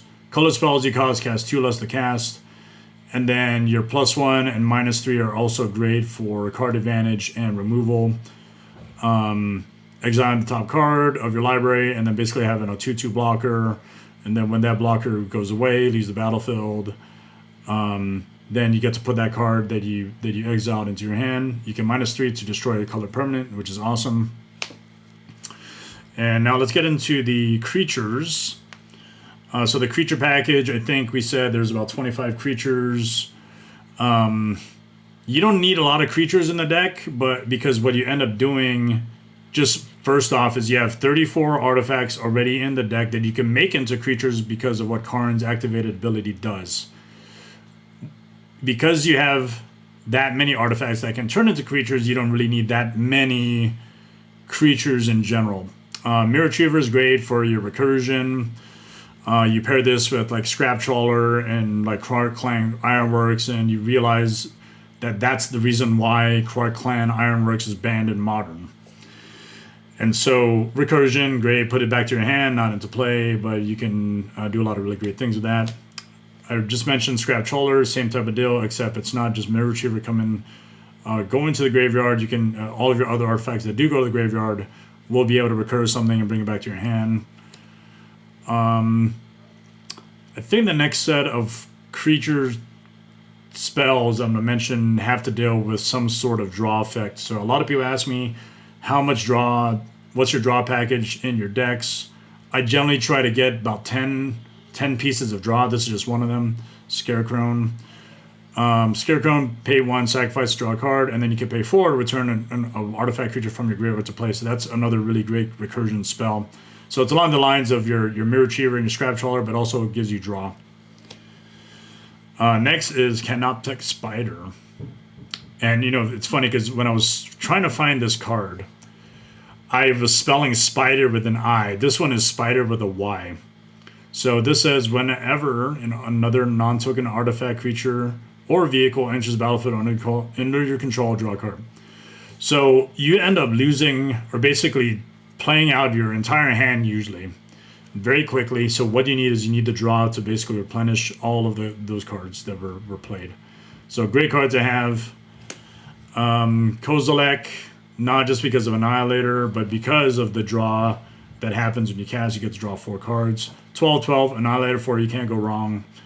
You have a lot of mana that can be generated in the deck, so playing out a 10 mana cost creature is always, it can always be done fairly quickly. Along those same lines, you have Kozilek, the Great Distortion. Your hand, which now probably is 0, can replenish immediately back to 7. People wonder what these pips are. These are the colorless diamond pips. So this can only be produced by colorless creating lands or artifacts, which is what this deck does. A quick reminder about colorless decks is you can't play colors, obviously. So if you have a colorless deck, it's piloted by a colorless commander, and the cards in the deck can only be colorless, right? Mirror Retriever, Shimmer Mirror is very cool because it allows you to basically play out cards at flash instant speed. So I think there's a Vidalcan Orrery in this deck, if I recall. If not, it's fine because I have my Shimmer Mirror and then I have my Liberator, Urza's Battlethopter, which does basically the same thing, but also has the added bonus of giving you +1/+1 counters to give it some sweet attacking power. Lodestone Golem. This is, I think, maybe the only stacks piece in the deck. But if you're playing artifacts and you don't want your opponents to play out their spells as quickly, you can tax them with one with the Lodestone Golem. Kadotha Forge Master, pretty awesome. Of course, you want only the best kinds of artifacts in the deck. I think this deck can be further optimized. Right now, it's probably at the 90 percentile of being optimized. But when you get Coldalto Forge Master to activate its ability, you're only looking for a number of really great artifacts. One being Blightsteel Colossus, which is my number one target usually. I have the shoot, I forget the name. Darksteel Forge makes all your artifacts indestructible. That's also what I'd probably go for. Or I might go for a Michael Lattice, which is also makes all your makes all permanents on the battlefield also artifacts. And I'll explain the utility of that particular card later. Roaring Coil Engine, you could sack it to your Coldalto Forge Master, but the really awesome thing about this, also I think this was in Tron back in the day also. Great card, sack, if it dies, you get 2 tokens that have either Death Touch or Lifelink. It's a 6/6 body, and you could gain life with it. It's awesome. A lot of people are afraid of this when it comes out. And the card art is just freaking phenomenal. I love the original art for Roaring Coil Engine. What is happening here? Yep. Looks like there's some lag on the stream. That's fine. Next we will have Soul of New Phyrexia. So for a while, I actually felt like I would probably end up removing this card. But this card has saved me so many times. You can pay 5 to activate a permanent you control into indestructible. So this is your version of like Heroic Intervention when you have the right amount of mana. But also, cool thing about it is if it's in your graveyard and your opponents don't notice it, you can pay 5, then exile it, then basically do the exact same thing. Now, sucks to be your opponents because if they destroyed everything else, this remains, or I'm sorry, the cards in play that you have remains. You don't need a Darksteel Forge to be able to make your stuff indestructible all the time. Mirror Battlesphere, just great overall utility card for attacking. I play this in my Vela deck, which I did on my last stream when I did the deck tech for Vela the Nightclad. Pretty freaking awesome. I like basically copying this because you have a shit ton of mirror, like they just come in when they ETBs, and then they stick around, right?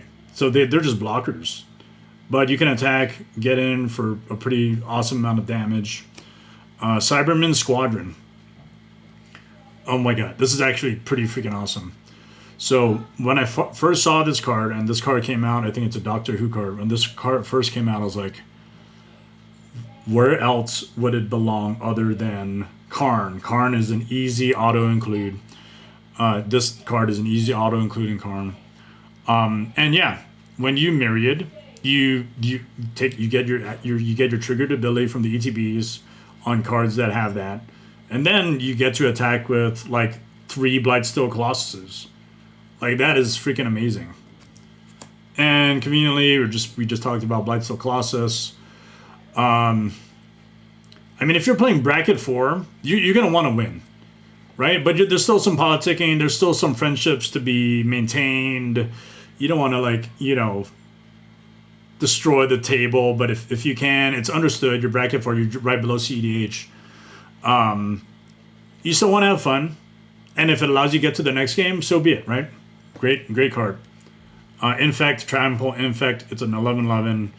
If they had a 1/1 body, it connects for 10, and then that player loses the game because they have 10 poison counters. Still, Hellkite, great removal package, so I think I'm going to talk a little bit more about removal from the next few cards here. Still, Hellkite, when it connects, you can pay X amount of mana to destroy X, not X or less, has to be an amount equal to X. For the defending player, that damage dealt can destroy those permanents with CMC X. Duplicant, basically your Swords to Plowshares on a stick with the added bonus of basically that the exiled creature that's imprinted on this thing will give it the power and toughness that it replaced by exiling it. Cityscape Leveler, awesome card. I think this is from Brothers War. Trample 8/8 whenever you cast this spell. So this has a cast trigger. Then whenever it attacks, you get to destroy up to one target non-land permanent. And then that permanent's controller creates a tapped Power Stone token. Now it does have this other ability called Unearth 8. So Unearth 8 is basically, so you pay that mana, you put it directly from your graveyard, put it directly into play, and then it has haste. At the end of the turn, you exile it. So this can't just be played multiple times. Clearly, you want it to remain around, but if it does die, you have the Unearth option. New card from Final Fantasy that I put in the deck. Another type of removal. Great. This thing will stick around to be able to attack for 3 turns. And you get really great abilities when it ticks up 1 for each chapter after it resolves. So destroying things, drawing cards, and then dealing damage. This is something that I have yet to see happen in a game. But this thing, this creature deals damage equal to the total mana value of other permanents you control to each opponent. So these artifacts that are in the deck are high value cost, right? And then the Eldrazi, enough said. Like, this is a game ender kind of card. And Bahamut, if anyone's ever played Final Fantasy, knows Bahamut is a freaking badass dragon. So play this card in pretty much as many of your colorless decks as you can. But also, if you have a lot of, like, I throw this in my my Tiamat deck because it's a dragon. Like, you can't go wrong with this thing. It's awesome. Ulamog for removal. Destroy target permanent when you cast it. It's a cast trigger again, so it doesn't have to remain in play. Right? It doesn't have an ETB. It just happens as you cast it. Then, of course, it's indestructible and has Annihilator 4. And just like the other Eldrazi Kozilek, if this card goes to the graveyard, you shuffle the entire graveyard into the library, not just the card itself. So cards like this, it helps prevent mill strategies from winning, but also, you know, I'm not trying to cheat this out anyway. The only way you could probably cheat this kind of thing out is if you had a Goryo's Vengeance and we're playing mono black and then like Entombed it and then responded to the shuffle trigger. But great card, always. Eldrazi in general are great to have in colorless decks. The next series of cards that I'm going to talk about are the things that can produce you extra mana. Palladium Mirror, pretty awesome. 3 colors to add 3 colors body that becomes a soul ring on the ground. Conduit of Ruin doesn't produce mana, but allows you to cast your first creature spell that you play each turn, and they cost 2 less to cast. So great thing about that is if you have flash type cards like your Shimmer Mirror or your Battlethopter or your Vidalcanari, I think Vidalcanari is in the deck, then you can pay those other spells at 2 less because it's each turn. Mycosynth Golem, pretty freaking awesome card. Whenever I play a Mycosynth Golem, if I get that out after a certain amount of artifacts already in play, which it has its mana cost reduced by that because of affinity for artifact, I basically play out my entire hand if I don't have Eldrazi in it. Because I'll play this, play another artifact creature, which will end up having affinity for artifacts because there's spells on the stack. Then I'll play Karn for free. Then I'll play something else for free. It's all pretty freaking awesome. Then, of course, you can play an artifact deck without playing Metalworker. So, interesting enough, I proposed this card as a game changer when I was on the Commander format panel. I proposed this card as a game changer. Why the heck would it not be a game changer? This should have been a game changer. Anyway, it's fine. I think I left a few marks. on the CFP in my mind, but I felt like this card should have been a game changer, and it wasn't. This, if uncontested, will generate you anywhere between, I would say, on average, 6 to, if you had a full hand size of 7 artifacts in hand, 14 mana. You don't want this, if you're my opponent, you don't want this sticking around long. Okay. Voltaic Construct. Voltaic Construct is really cool. It's part of a combo piece that basically pairs well with mana dorks like Metalworker, or artifacts that can become mana dorks because of Karn's ability to make them artifact creatures. So I'm just going to set that aside, but then I want to show you those cards that can produce more than 3 mana. Really what you want is to play cards, or have these cards pair with Voltaic Construct, and you'll basically create infinite colorless mana. So how it works is your Karn Silver Golem animates your... Basically you have to have, like, I would say, 4 mana to begin with, okay? And you have these cards out. Karn Silver Golem makes your creature, like, let's say the artifact is Dreamstone Hedron. It's 6 colorless. You could tap it to add 3. If it becomes a creature, it's an artifact creature now. You can tap it to add 3, and then use 2 of that colorless to untap the creature that was created by Karn, and then just keep doing that as many times as you want, and then that'll generate you infinite colorless mana. So, as far as that goes, Voltaic Construct, it's not the be-all and end-all of the deck, but it can be an infinite mana enabler for you to get the things that you need. So pair that with artifacts that produce 3 colorless, like Dreamstone Hedron, Basalt Monolith, Grim Monolith, or Mana Vault. These are your artifact mana packages that can produce 3 colors or more. I mentioned Metalworker already, so that's cool. And what can you do with the infinite colors? We'll get into that shortly. Now a little bit more in tune of the lesser artifacts that produce 2 or less mana. And Stone Speaker Crystal is cool. It allows you to do just that, but also you could sacrifice it by and then exiling any number of target players' graveyards, and then you get to draw a card, which is also a pretty sweet bonus. Sol Ring, obviously, in every deck. Mox Opal, you know. Wait, hold on.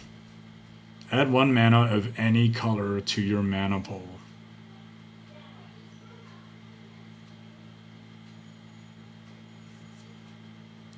Is this a non-bow? Is this a non-bow? Did I jack this up? No. Actually, the non-bow is Command Tower. If you play Command Tower in a colorless commanded deck, you can't produce mana. Not unless you had like an Urborg. But it turns out Mox Opal is fine. The reason why Mox Opal is fine, and I just had a brain fart for a second there. The reason why Mox Opal is fine, because you can actually still produce mana of any color. It just, that mana will turn to basically colors because I'm not using it for green, black, red, whatever. So I can still produce a mana, and that gets added to my mana pool. So, okay, it is not a non-bow. It's fine. Cost reduction stuff, Cloud Key, choose artifacts always. I almost never choose anything else. If anything, I might choose creature, just so I could get Eldrazi out, but that's very few and far between. Semblance Anvil. Shitty thing about this card is you have to imprint something, but what I like to do is I imprint an artifact creature so I can benefit out of both of those card types to allow my spells to have 2 less each. And those don't stack, so like if you had an artifact creature in hand, you won't get 4 colors less, it'll just be 2. So anyway, what this does is spells you cast that share a card type with the exile card costs 2 less to cast. Croy Clan Ironworks. There's there's recursion in the deck, as I mentioned before, with Mirror Retriever and Scrap Trawler. And so if you end up sacrificing your artifact to those cards, or sacrificing those artifacts, and then those cards can recur, you can still have things to play out. But you have to be careful with when you want to do this, because if you don't have the recursion, you're just not going to get those artifacts back. So yeah, you get 2 colors for each artifact that you sacrifice, which is great. Blinkmouth Urn, really cool card. At the beginning of each player's pre-combat main phase, if it is untapped, you add or that player adds a colorless to each, or to their mana pool for each artifact you wish to control. So a lot of artifacts generates you a lot of colorless, which you could use to not just play artifact cards, but also your Eldrazi spells. For Second Monument, awesome card. I saw this and I was like, immediately it made sense to me. Pairs well with Basalt Monolith. Get you infinite colorless if you tap Basalt Monolith for the colors you need. Well, the colorless you need, I should say. Then you get to gain life as well, and then your colorless creatures also get +2/+2. So it's a Lord effect that's basically double, and it's pretty awesome. But what it says is whenever you tap a permanent for a colorless, add an additional color. So that applies to your lands, your creatures, your artifacts that tap for mana, and then of course Basalt Monolith, as I mentioned, produces infinite mana. Expedition Map, it's in the deck because what I usually want to do is when I pay 2 to sacrifice it, I want to look for a Mishra's Workshop, or I want to look for an Ancient Tomb, or I want to look for an Urborg, and I'll talk about Urborg later, but for the mana fixing that I need. Moonsliver Key is something in the same vein as Expedition Map, but you can't just search for your really cool lands. Instead, you can search for artifacts that can generate you mana. But then there are no basic lands in the deck. There are no wastes. There are also other special lands, so you can't search for a basic land in the deck. So it's kind of a one-trick pony to get you your Mana Vault or Grim Monolith or whatever it is that you need. Maybe to power out your Voltaic Construct. Unwinding Clock is great because it's a utility card, untap all artifacts that I control during each other player's untapped step. Great card because your Mana Vault, what you want to do is you want to untap it later. That Mana Vault or Grim Monolith, which is tapped, will remain tapped until you untap it, which usually happens either during the upkeep for Mana Vault or anytime for 4 otherwise with their Grim Monolith. But you want to keep it consistent by having a card like this to untap your artifacts, and then your creatures that attacked on your previous turn can just untap, so they're up as blockers. So that's always good. Voltaic Key to untap artifacts. Clock of Omens to continue untapping artifacts because you'll have a lot of them. Crucible of Worlds, always a great utility card because there are lands in the deck that tap to sacrifice it, and then you get to destroy a land or do something else, and you want to just recur those lands. Mirror works for your copies of cards, so great utility to have, to be able to generate more mana or have multiple copies of Blightsteel Colossus or something else. All you have to do is pay 2 for that. When that non-token artifact comes in, you get a copy of it. A little bit on your draw. So we talked about draw initially, I think, at the first part of talking about the deck. But now we get into more draw. So you have your Icor Wellspring, Memory Jar. Memory Jar is actually really fun because if I have a Mycosynth Golem and I'm tapped out, I can do Memory Jar, probably draw a bunch of artifact creatures, play the artifact creatures for free, and then I'll discard it later because my hand size is usually very low at that point. I get to draw 7 cards. My opponents also get to draw 7 cards, but for the most part, if you're playing Commander in bracket 3 or 4, there's a good chance no one's really, well, maybe someone's playing Seaborn Muse, but and maybe some sort of a flash effect. But they're probably tapped out, and they're not going to be able to use that mana. So all they do is draw 7 cards. They end up discarding it to the ability of what Memory Jar does. I get to play on my hand, even though I'm tapped out, because I have a Microsynth Golem or something similar. Mystic Forge, great card. Again, you're going to have small hands or no hands, and then you get to still play cards on the top of your library with this card. Then you can pay 1 life, tap it, exile the top card of your library. So I consider that kind of like a draw type card, even though it doesn't say directly draw, because if you're playing cards at the top of your deck, it's like as if they were in your hand. So that allows me to consider it like a draw.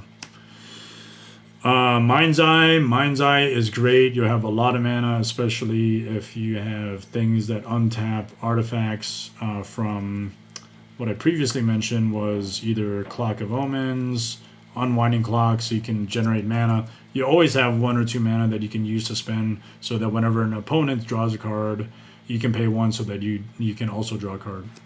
Trading Posts, good for recursion and also a card draw. Staff of Domination, when you get your infinite colorless mana, you can basically pump that into this and draw your whole deck. Pretty awesome.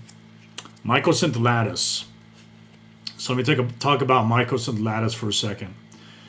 Microsynth Lattice is a very, very bad card for your opponents. It can only be good for you. And here's the situation. And I would only do this if there's problematic lands. But Microsynth Lattice says all permanents are artifacts in addition to their other types. That includes your opponent's permanents. So what are permanents that are on the battlefield? Permanents include artifacts, enchantments, creatures, and lands. So if opponents' lands are also artifacts, you can pay Karn's activation of 1. And this isn't just your like non-creature artifacts that you control. You could have a non-creature artifact which happens to be a land on someone else's side, and you can pay 1 to make it a creature, but it's equal to its power and toughness is equal to the mana cost. And lands have mana cost 0, right? So they become 0/0 creatures and they die immediately. So if you really wanted to mess the table up, you can pay the 1 each time to just like kill off every person's lands. But you want to have friends, and you don't want to do that all the time. Just do it to the pesky lands, okay? But there's other great things about this that I think, like affinity for artifacts, for instance. Your Microsynth Golem will basically be played for free, and then everything else gets played for free after that. So that can enable you very quickly to do those things, or to cast your artifact creature spells for free. Akroma's Memorial.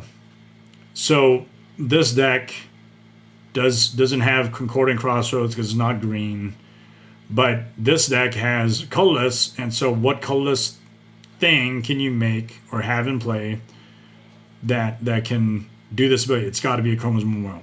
I love Akroma's Memorial because sometimes if I just play Akroma's Memorial and I have a bit of mana left, I'll just pay 1 to make it a creature, and it's immediately a 7/7 flying, first strike, vigilance, trample, haste, pro red, pro black creature that just connects for 7. I love this card. And obviously, if you have Blightsteel Colossus or any other crazy broken shit that can attack because it has haste and flying and all the other abilities, like, you'll just probably win the game off of combat damage. Darksteel Forge makes all your artifacts that you control indestructible, so this is an auto include. Planar Bridge is awesome. So Planar Bridge, it's 6 colorless. You can pay 8, search your library for a permanent card, put it into the battlefield, then shuffle your library. So if you have Voltaic Construct, you can, and you don't have a draw card engine like Staff of Domination, you can just play Planar Bridge. Now, probably what I'll end up doing is if I pay 8 into it, I'm going to look for an Akroma's Memorial. Right? I'm probably going to do an Akroma's Memorial immediately. That way, what I end up doing is if I have infinite colorless from Voltaic Construct and a 3 colors generating artifact, I can then make this a creature and then proceed to tap, untap, tap, untap. Just keep playing out all the cards in my deck and then just win the game. So this is pretty much a something you don't want to have resolve for any real circumstance. And then generally, I mean, your opponents don't want to resolve for any circumstance, especially if you have infinite mana. Playing a portal is something similar, but instead of putting it directly in play, you get to put those cards that you search your library after paying 6 and activating it, putting it to your hand, and then you can play that card later. Oblivion Stone, this is your part of your removal package to destroy non-land permanents. Hopefully you have a Darksteel Forge out. Pay 4, put a fake counter on something. Pay 5, tap it, sacrifice it, destroy all non-land permanents. This also was played in Tron for a good bit of time, I think in Modern. I remember this card when it was full, it was like $100. But I picked this up cheap at some point, I think, after the fact. Never Knows This, you can't go wrong with that either. Does something very similar to Oblivion Stone, but it'll hit artifacts, creatures, and enchantments, and it won't hit your planeswalkers. It won't hit your planeswalkers and won't hit your opponent's planeswalkers, so that's kind of the bad thing about that. If I really wanted to, I could probably play that Perilous Vault, but I have stuff that I want to keep, and I don't want to have it exiled. Spine of Ishtar for your multiple, or for your removal package too. It's kind of like your version of Ulamog, but it's an artifact. But when it dies, it gets to come back to your hand. You can do it again. So play out, something dumb like Card Clan Ironworks, sack it. If you have the mana, play it again. Kill 2 things and just keep doing that every time. Portal to Phyrexia, great card. Brothers of War, another one alongside Cityscape Leveler that I think is amazing.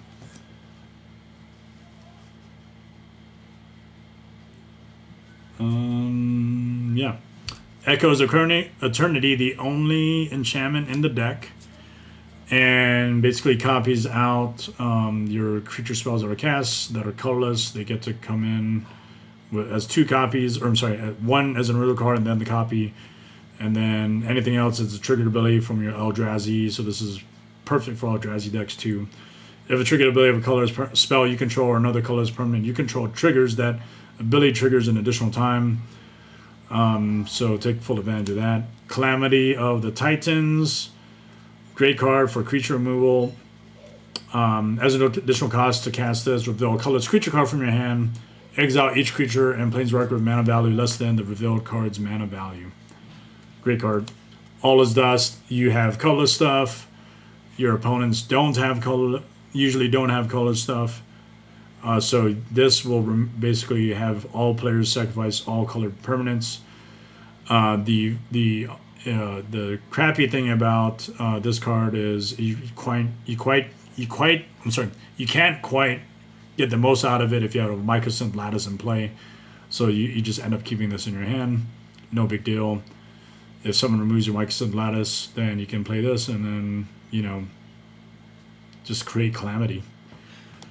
Catastrophe. All right, now we're going into the land package. So as I mentioned before, there's only 33 lands in the deck. I did want to highlight some of the ones that produce you more than 1 mana or allow you to produce more than 1 mana. First is Cloud Post, great card. There used to be a legacy deck called, I think it's called Cloud Post. Anyway, multiple copies of Cloud Post, probably Glimmer Post right behind it. You generate a crap ton of mana. I think you play Primeval Titans and some other stuff, and then you power out, big creature spells like Emrakul. Seems decent, I think, at least for Modern. Or no, I'm sorry, Legacy. Was it Legacy? Legacy Cloud Post, or I don't think it was Modern Cloud Post. Anyway, great card. This does add a colorless for each locust you have in play. Unfortunately, there's only 2 locusts in the deck. Cloud Post and then Glimmer Post, which is pretty awesome. Glimmer Post allows you to gain life for each locust on the battlefield. I think there's a new locust that came out. I don't remember. If someone knows, mention it in the comments. And then let me know. Next, we go into the more of those types of land that can produce more than just 1 mana. This is 2, so we have your Ancient Tomb. Tap it to add 2 colors and also does 2 damage to you. Crystal Vein, sacrifice it, add 2 colorless. And then I mentioned in the deck, not all the cards are full, so naturally we're going to have to put some non-full cards that are just pure value. Mishra's Workshop, it's a game changer. Taps to add 3 colors only for artifacts. Superb card. Immediate turn 1 play into something like a Palladium Mirror, and you have like 6 mana turn 2. It's insane. That adds for 3. Also, by the way, it's a great card for a very good reason, and it's reserve list. Any number of copies that you can get on this for cheap, go for it. If not, unfortunately, it is a very expensive card. You're looking at $3,000+ just for the card. Scorched Ruins, also reserve list, but it doesn't have the restriction of tapping only for artifacts. You can tap it to generate 4 colorless mana for anything. So, but the shitty thing about it is you must sacrifice 2 untapped lands before you can put it into play.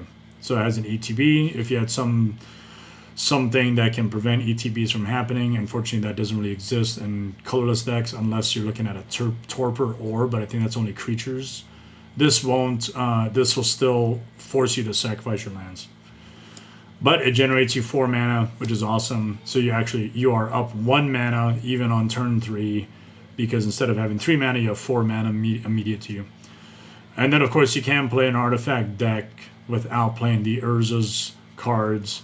So your Urza's Mine, Urza's Power Plant, and Urza's Tower, if all 3 of them are in play, they will generate more than just 1 mana. It's 2 or 3 colorless mana that it will generate. So that's cool. Majoring Network, it's an honorable mention to the additional colorless, other than 1 that can be added, because all you have to do is put charge counters on it, and then you can generate by removing those number of counters, and then you can add that mana to your mana pool, which is pretty awesome. Just gonna check something here really quick on the stream. I think we're still on track. Then we get into other utility lands. So we talked about those that generate more than 1 mana. Let's talk about these lands. These are the ones that can destroy other pesky lands. So if you're not using Michelson Lattice with Karn Silver Golem, you could just go the normal route of playing Strip Mine, Wasteland. So Strip Mine is any land. Wasteland is non-basic lands. And then Dust Bowls is cool because you have to sacrifice a land to destroy a non-basic land. So it's like Wasteland, except you can do this multiple times. Now, again, I only have 33 lands in the deck. Is it worth putting in cards like this to destroy other people's lands? Only the ones that are bad, right? But then you have a card called Crucible of Worlds, and that can recur your lands. Let's say you're running out of mana and you need mana, and these are lands in your graveyard because you destroyed a land. You could just play it back. Draw ability from Miko Kuro is always good. Clearly, if I can, I'll try to do it on end step, but I'll pay 2 to activate it. Each player draws a card. Great card, War Room.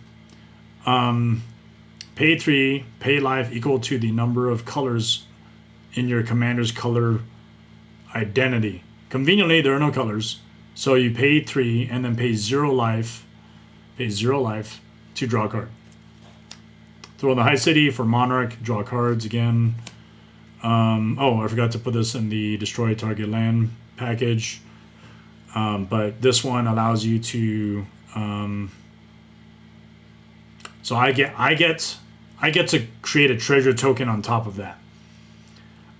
Instead of me getting a basic land. So there's another card that can do this, where it destroys a non-basic land, and then you get to put into play a basic land, but because my land does not have basic lands like Waste, then I get to create a treasure token, so that's fine. Treasure or Inventor's Fair, great card. If you have 3 or more artifacts in play, you can pay 4 to tap it, sacrifice it. Basically becomes a demonic tutor for your artifact cards. You're only really searching for artifact cards. And you can also gain life at the beginning of your upkeep for the triggered ability there. Urza Saga must have, does really cool things by going chapters 1, 2, 3, 1 to add colorless, 2, chapter 2, you can pay to tap it to create a construct. You have a lot of artifacts in your deck, so your constructs are going to be big. And then number 3, you're usually looking for a Soul Ring, Mana Vault, or maybe even a Mox Opal. Sure. 0 or 1 are the stuff that you need to look for. Urza's Cave, I threw this in here primarily because you have Urza lands and then the Mishra land, Mishra's Workshop. So why not? Pay 3, look for those really cool lands. Put it directly in a play tapped.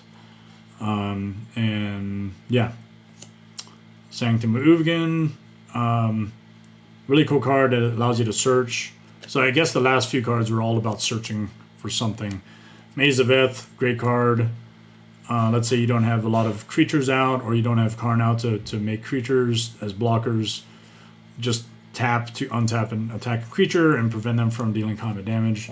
Ingmoth Nexus primarily because I think initially I just needed the colorless mana, and this card can be an infect card, and it's not really designed to do infect like the Vela deck does, but it's a great card to have. Brave Ruin, utility to bring back cards from your graveyard, artifact cards from your graveyard. Tomb of the Spirit Dragon for you to tap to gain 1 life for each colorless creature you control, which is pretty good. Urborg, I mentioned Urborg. Urborg is like, why are you putting this deck? Well, it doesn't have black in it, but it can allow your Maze of Ith, Dark Depths, whatever, to be able to tap for mana. And even though it's black, it's fine because that turns to colorless, for your Karn. And they made a rule change about stuff like, I think it had something to do with Send Triplets, where if you're tapping for mana, you don't get that mana. You know what? Never mind. I'm not going to butcher the rule or the ruling that they had with it, but Urborg is great. Allows you to have your non-basic lands that don't usually tap for any mana, tap for black, which turns to colorless. Drown Your Temple, a little bit of your recursion. So if your Scorched Ruins forces you to sacrifice a land, that's fine, because one of them could be Drown Your Temple. You just tap your mana to bring it back into play. Mirror Pool for your copy shenanigans. Homeward Path to allow you to get the cards that were previously that you own that are controlled by other players back to you, so you could tap it. Each player gains control of all other creatures he or she controls or owns. Winding Canyons, one of the cards that is not foil in the deck. Great for utility, for your flash. Darksteel Citadel, obviously. Thespian Stage and Dark Depths, finally. So this has always been the Eternal Garden Legacy combo, where you can create a copy of Dark Depths using Thespian Stage. What happens is both cards end up going to the graveyard due to, 1, either no longer having counters, or 2, the legendary rule going into effect. What you do end up with is a 20/20 flying indestructible dark or a black Merit Lage token that gets put into play. So I love that combo. I was a Legacy player playing Legacy Painter Servant. I played against this type of deck all the time, and I would turn off those shenanigans with Blood Moon. But whenever I saw that being played and it kicked my ass, I knew I wanted to play it in a deck also. So there's that. When you start thinking about it, there's actually really only, I would say, 31 legitimate lands. The other 2 don't really do much for you unless you have the combo pieces. So like your Dark Depths doesn't produce mana, right? And your Maze of Ith also doesn't produce mana. So you end up with like 31 lands that tap for mana, the other 2 don't. That are part of the 33. But if you have Urborg, that's kind of the reason why that's there. Maybe I would put a Yavimaya Cradle of Growth because it does something similar. But that looks too green for me to put it in this deck. And the Urborg, at least, it kind of sort of jives with the color silver. Anyway, Karn Silver Golem, really cool card. It's a colorless card. Oh, check this out, by the way. Did you know that Karn Silver Golem is a reserve list card? So, you know, this one is actually a Judge foil. There are other copies of Karn Silver Golem in foil. So you notice the set symbol is Urza Saga. Urza Saga didn't initially have foil cards as part of their set. The first time foil cards were made was in Urza's Legacy. So Urza Saga didn't have that, but why does this one have it? It's because it's a Judge promo. The other Judge promos that took cards out of the Urza Saga set include Gaia's Cradle. I think there's like one or two others, but those are the ones that stuck out of my mind. But it's a reserve list card. You could get in foil. If you're on TCG Player, use my affiliate link and then go out and buy yourself one. The other foil version is an FTV from the Vault Relics. So you could actually pick up from the Vault Relics version of a foil of Karn Silver Golem. Great card. I just liked to go with what I thought was the OG printing. Urza Saga didn't have that. They just have special Judge promos with that. Okay, cool. So we talked a lot about the deck. Karn is awesome. It is 7 p.m. over here in New Mexico. What I do want to do is maybe spend a good hour before I end up getting some dinner, and maybe playtest the deck Karn so you can see how it plays. So if you're new to the stream and are still watching, thanks for stopping by. This part of the stream is gonna change. I'm gonna change my view here, and we are actually going to shift to just Moxfield. So let me do my transition and we'll go from there.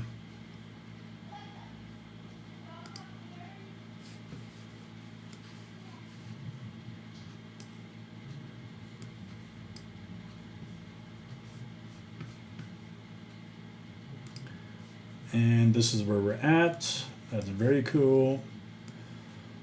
What are we doing? So I already showed the deck. The deck is cool. We have a lot of really awesome things that are happening here. We saw how pretty the foils were. Karn Silver Golem, silver sleeves, foil, which equates to silver. I guess that's what it all means. That's cool. But what are we going to do now? We are going to minimize the screen and then play out Karn Silver Golem. And we have it first in the chute. We're going to go to the other decks I want to play. Actually, before that, let's fire up some music so we keep things entertaining. And while y'all are waiting for that, let's go back to this thing. And we'll pick some decks to play against. Now, what is it that I'm actually doing here?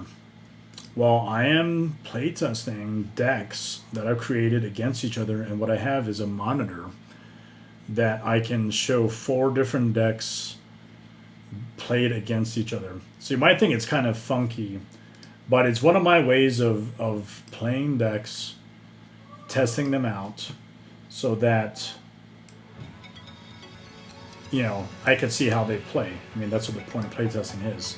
But if you don't have enough time to go to the game shop or play with friends, but you want to test out a deck, you could always do it on your own. And this is one way of doing it. So let's go with Karn Silver Golem. Maybe we'll do some artifact heavy type decks. Karn Silver Golem, Akiri Line Slinger with Silas Ren. Maybe Crewfix, God of Horizons. And what's another really cool artifact deck that I have?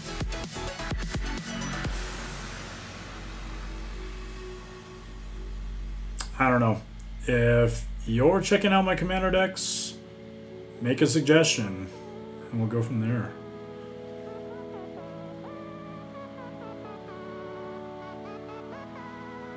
You know, that's fine. We'll play a Sulfin deck. And then we play the Krufix deck.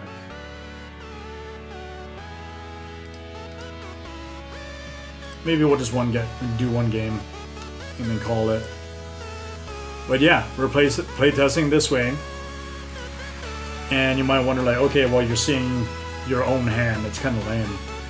It's not, because what you actually end up getting out of it is, even though you do see each other's hands, you actually start to think about whether or not you'll have to react to certain cards. And seeing what you have in your hand, basically looking at your own hands for everything, you actually can make better decisions, I think. Okay.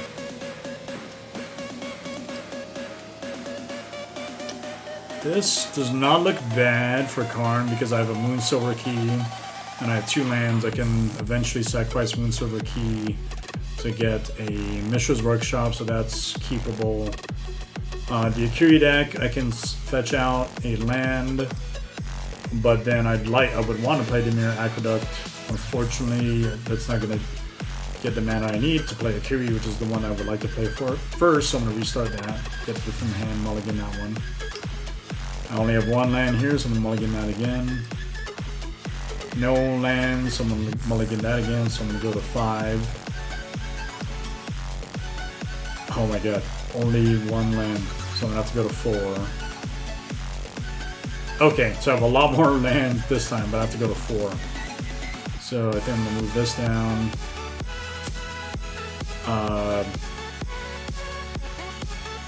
Yeah. So I need to go to 4. 1, 2, 3. Okay, I need to go 4.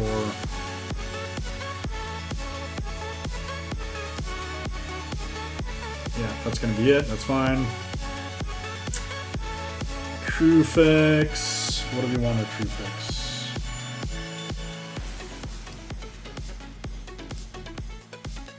That's fine. I have a Yaomai Critical Growth, so my Mazor can tap for green as well. This red deck, I might want to...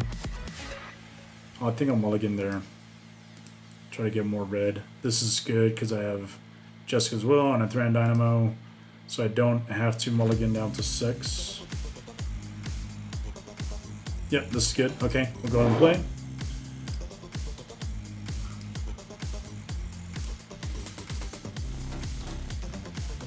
Oh, awesome. Okay. Red. And if you like this way of playtesting, mention it in the comments. If you don't like it and you think it's kind of lame, that's cool. I'm open to all kinds of feedback.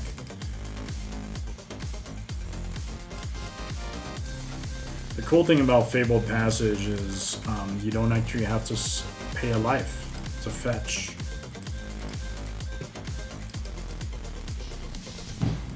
Alright, so we are going to put out Moon Silver Key. Okay, so if I can, I'm always playing red-white first to play Akiri Lineslinger.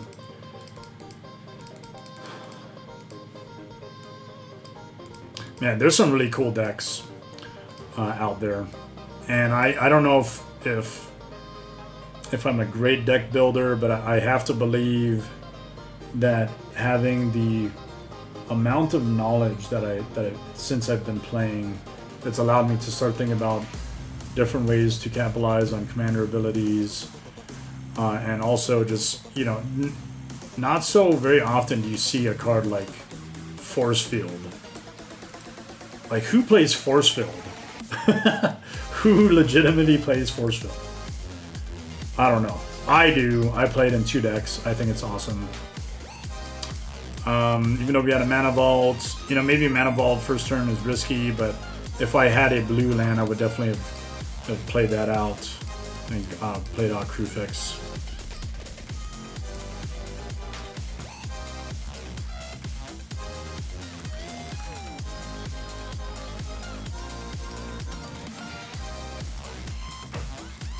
Alright. And silver key is active.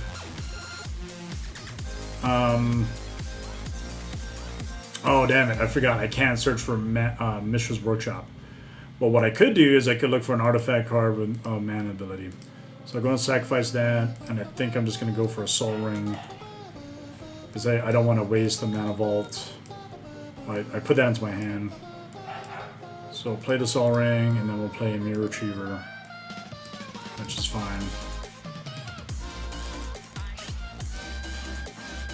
Now, what does tend to happen, and this is the result of having a 33 land deck, is you probably don't get a lot of lands. But again, that's fine. I compensated already by not, by essentially not needing more lands because I had mana rocks and mana dorks to do stuff. Akiri, so Akiri's going to go in for combat damage. Probably going to go for the Crewfix Commander, so I'm going to attack for 2, that's fine. Commander damage, we have 2 commander damage. And I had 2 because of the Silas Ren and the Seated Synod as artifacts in the deck. Okay, we're getting somewhere now. I guess I don't really need to tap anything. I'm just going to do Simic Growth Chamber, return a forest.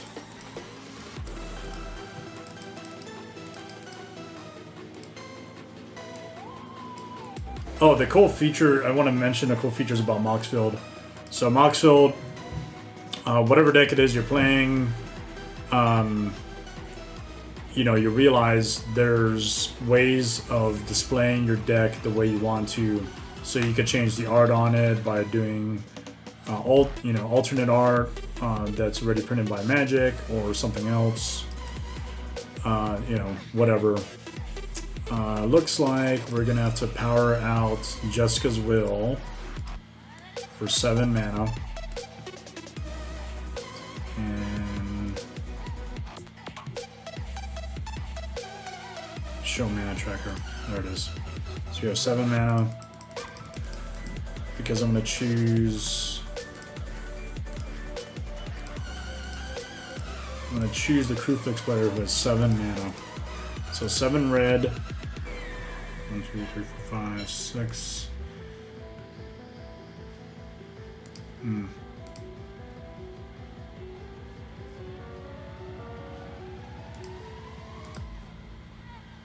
think the right call is a Thran Dynamo.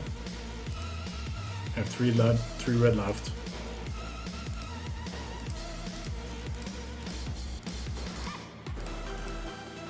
Three red left. And there's a bunch of creatures out there. So I'm not really gonna put this out yet.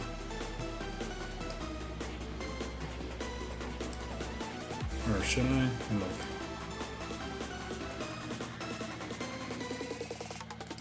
No, not yet. So 3 red left. I'm gonna play this. Tap this for 3. 1, 2, 3. Use 2 of it.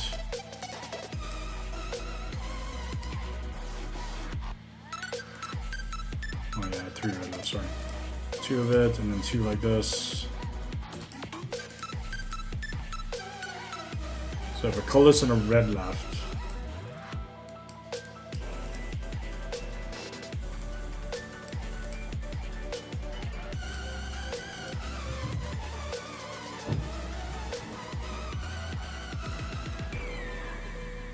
Colorless and a red. Okay, I think it's fine to do this. We'll play Volcanic Spray and deals basically double the damage to, I think it's creatures? Oh, and each player. Okay, so that's awesome. Kills off Silas Ren, kills off Mirror Retriever, but it dies. I get to put artifact in the graveyard and into my hand. And does also 2 damage to players. 1, 2, 3, 4. Yep. But for me, it's only 1 damage. Alright, that's fine.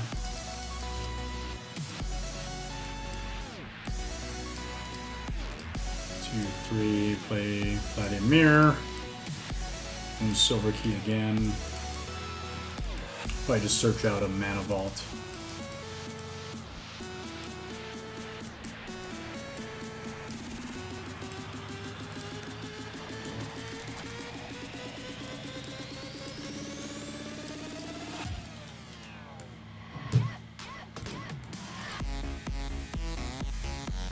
Hey, there's 2 people watching. I hope it's entertaining. Very cool. We have a Smothering Tide on the top because Mystic Forge allows me to look at the top card of my library. I have 2 artifacts. I can continue. Yeah, usually with Akiri, I'm gonna have to keep attacking the same player. So she's attacking the Crewfix player because I want to try to get in for commander damage as much as possible. This is what we're gonna do. I think it's fine for us to play like this. Now we're just gonna float 1 right now, and it turns into colorless. I like this mana tracker on Moxflow. I haven't really been using that when I play test. Okay, so everything is tapped out. 1, 2, 3, 4, 5, 6, 7, 8, 9. Do I want to waste Mana Geyser now or do it later? 9 mana is better than 5 mana, I guess. 3, 4, 5, 6, 7, 8, 9. So we'll do Mana Geyser for 9 red.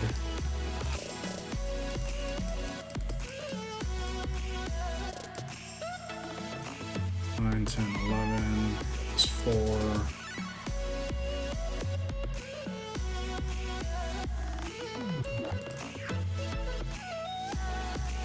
Okay, so use 6 mana.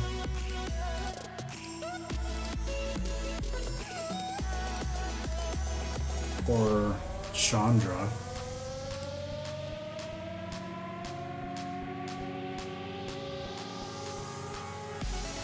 I don't want a -3 immediately. Seems kind of lame.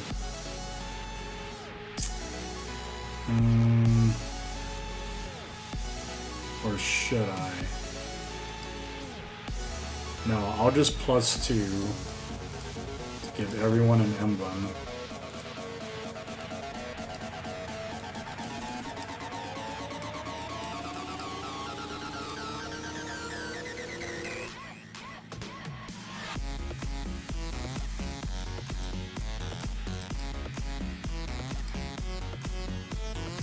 One, 2, 3, 4. Or Urabrask.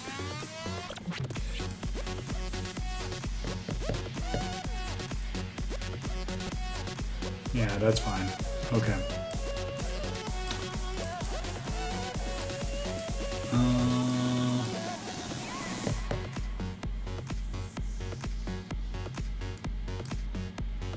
Guess I'll attack the Akiri player.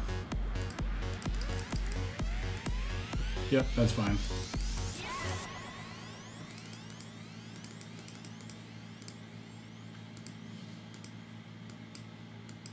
Alright. We will sack Moon Silver Key and a Mana Vault.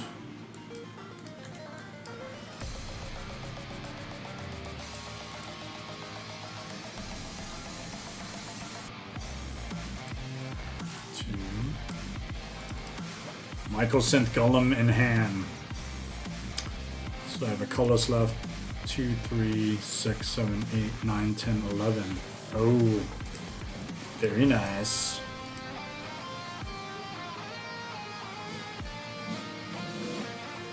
Maybe I just waited out just a tad. So the color's floating, 3, 4, 5. Yeah, I'll wait it out a little bit. Break out a mirror works. That's fine.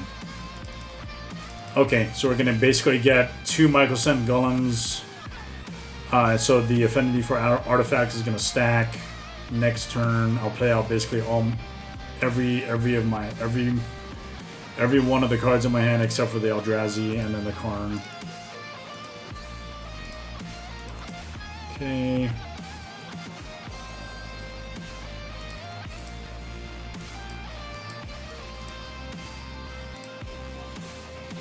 So the great thing about Mystic Forge is you can cast artifact spells and colorless spells from the top of my library. So Dispeller's Capsule is an artifact even though it's not colorless. But clearly we want to play some cool stuff, so we'll do 1, 2, 3, 4 for our Smothering Tithe. Which, with each treasure that's created, it powers up your Akiri. I'll play the white Dispeller's Capsule from the top of my library, that's okay. And does it say? I think it's only cast. Okay, so I can't play land. I play land anyway, that's fine. 1, 2, 3. If I attack into the Crucifix player, I'm just going to get mazed, so I'm going to attack someone else. I'm going to go attack the Karn player.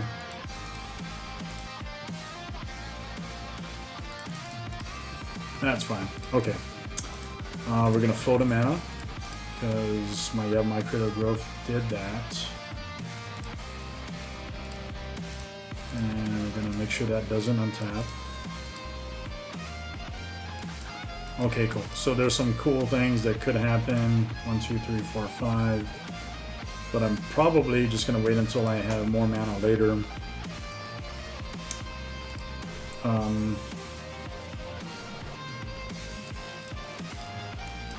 Also, this is a fog kind of deck for Crucifix because there's not a lot of creatures that can block for Crucifix.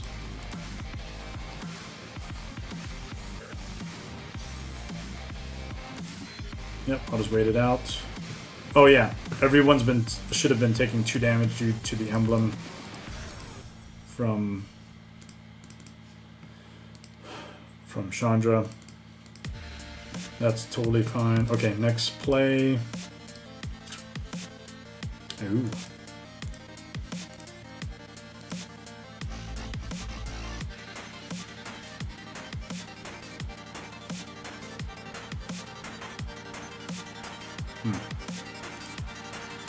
Yeah, I'll just keep adding emblems again.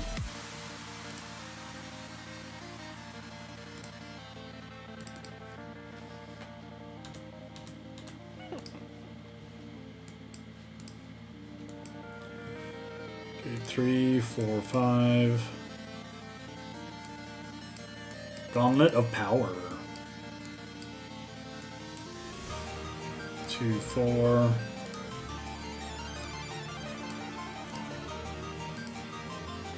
Deals 2 damage to target creature and opponent controls. Destroy all equipment attached to that creature.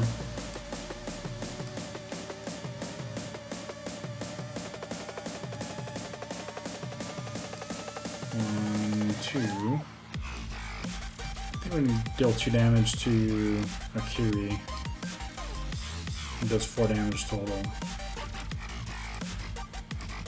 And I think it's appropriate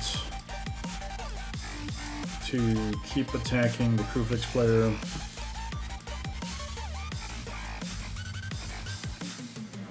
Oh wait, no, I probably wouldn't even do that. But I should attack the Karn player.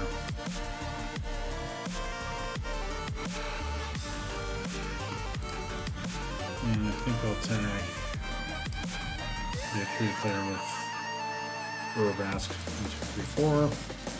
1, 2, 3, 4, 5. Yep, that's fine. Actually, it's 6. 5. Alright.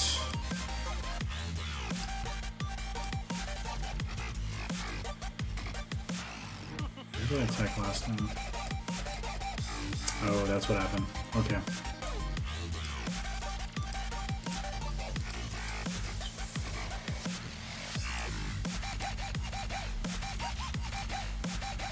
1, 2, 3, 4, 5, 6. I think I meant to go this way instead. Okay. That finishes that out. Now we have 2 emblems trigger. That's 4 damage.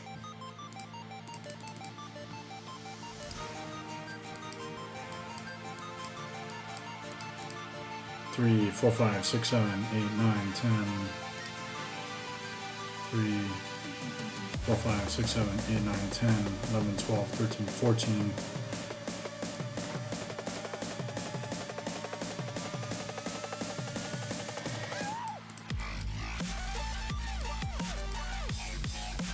2, 5, 6, 7, 8, 9, 10, 11. Copy it. It's 12. It's 2 dudes. Affinity for artifacts. Stacks. So we'll play Karn.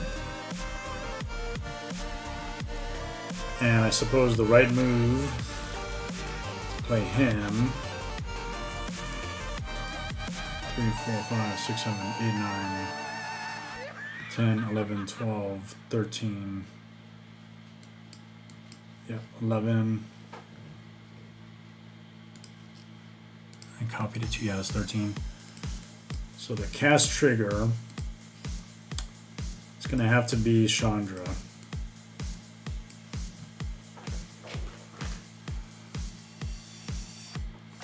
Alright, that's fine.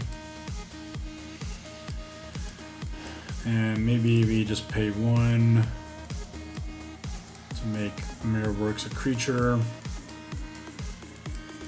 And we'll attack the Soulfun player.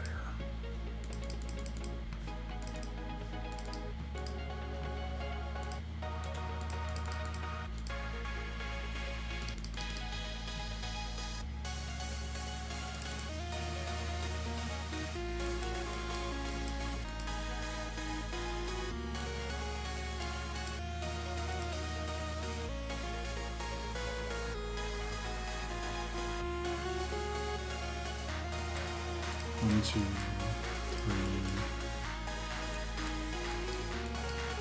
4.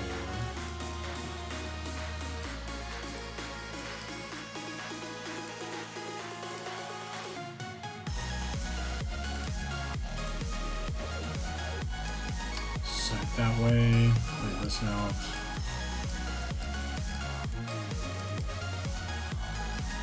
And Karn's actually starting to get dangerous. What do we do? What do we do?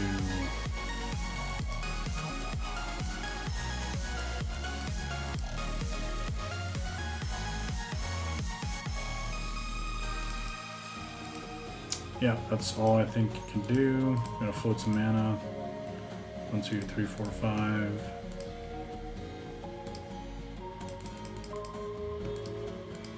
I didn't take a damage last time for that.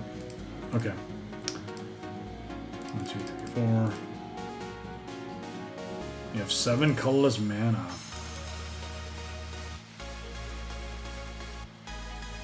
What I need is draw.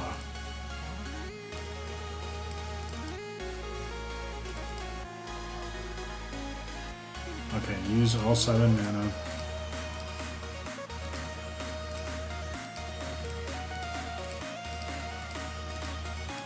Seven, 8, 9, 10. Convert the blue. It's 10 mana. For an Omniscience. And usually when Omniscience just comes out, it's game over. But I don't really have draw right now. Let's see how it plays out.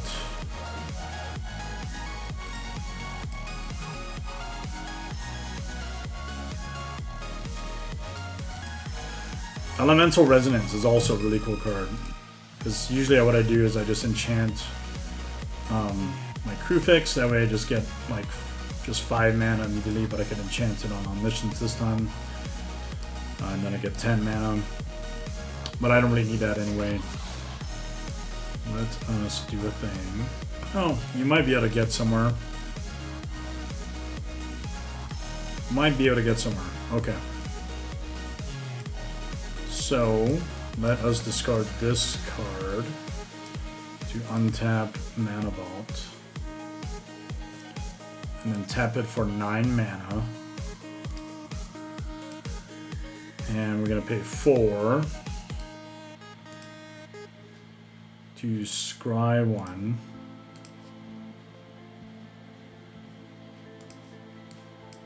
Scry 1.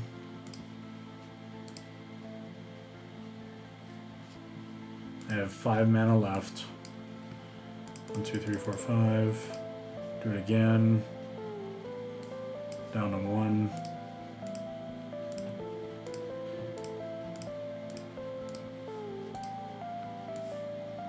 Draw a card.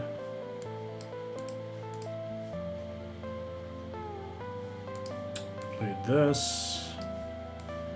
Yeah, I think Crewfix might have just won the game. 9 mana again.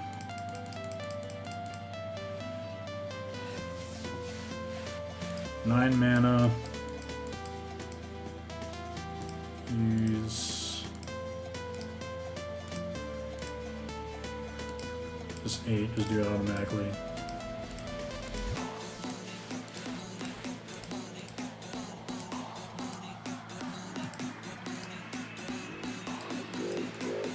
Try 1. I don't want that.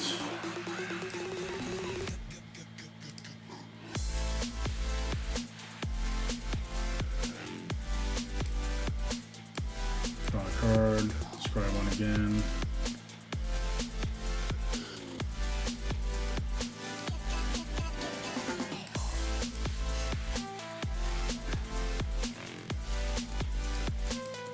Okay, yeah, this is it.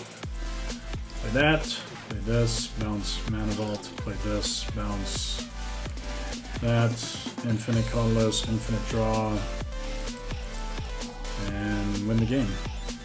The WinCon. Let's see what happens with the WinCon. I don't know if that's his oracles in here.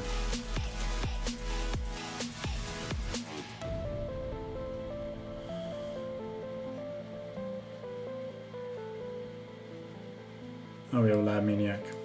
Okay. Yep, that's it. And that was the game. So, I guess quick wrap up because we'll just end the stream now. As far as playtesting goes, Karn looked formidable. We did have some good plays that came out. I mentioned Michael Golem is an all-star. I think if I had one more turn, there could have been some really bad things happening, especially if I had Planar Portal online, and then maybe looking for Voltaic Construct. Because I played Planar Portal 2, 4, 5, 6. Actually, I wouldn't be able to pump out additional mana to search out for a card. But we did see Cityscape Leveler do its thing, which is great. We saw Karn do its thing where it animated an artifact so you could attack with it. There would have been some really bad shenanigans, but we didn't get there. Akiri was a little bit too slow. The commander damage option is always number 1. Didn't quite get to that point. I suppose if I really wanted to, I could pay 2 and then a white to sacrifice it to kill off the Omniscience. For the sake of time, I guess I would prefer that I did, but I didn't, so we're just going to end it here. Omniscience was the game changer, not actual game changer, but it definitely kicked ass. And then Nyx Bloom Ancient for the win on the triple mana and the drawing cards affected Thrasios. So that was a turn 6 win. Crewfix did a thing and we went from there. I don't think it would have been possible without the Mana Vault though to get Crewfix online. And then the Sulfin deck almost could have killed the table if it stuck out longer, but it didn't. Got everyone down to a reasonable life total. I think it could have been worse if at least one more turn happened. Let's see what it would have had. So City of Traders. And I like this one card, Fires of Mount Doom, because you can exile cards from the top of your library. And then it'll do 2 damage to each player. So let's just say something happened. I had drawn the City of Traders, played it, had a shit ton of mana, went ahead and activated Fires of Mount Doom, exile this card, tap this for 3, 4, 5, play that, it would have done 4 damage to each player. Have another red, tap that, exile a card. Oh my god. Yeah, that would have been the game ender right there. Price of Progress. So we would just pay 2 here, Price of Progress it up. First we had dealt 4 damage. 4 damage. And then we're gonna do another 4 damage again.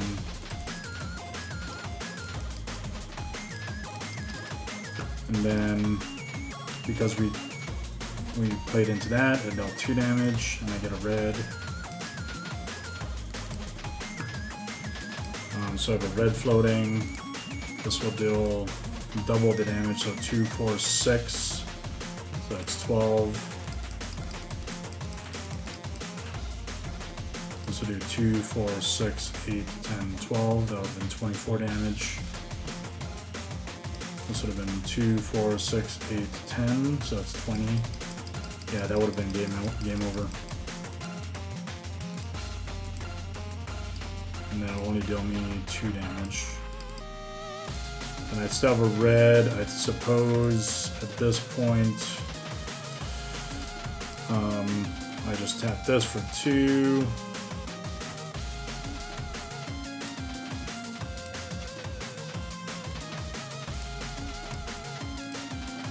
Exile this card. Oh, Mana Barbs. Okay. Oh, it didn't quite get there. Kill off the Karn player. But actually that moves would have killed him off. 1, 2, 3, 4. Yep, done. Anyway, that would have been cool to see Sulfin pop off, but Crewfix won the day. The Kiri deck could have killed off the Omniscience, but I forgot about it. It's no big deal. And yeah, that was playtesting, so I hope you enjoyed that. Got a chance to see how the Karn deck played and maybe these other decks. But we're going to go ahead and move to closeout. And we'll talk about the stream and everything that we showed.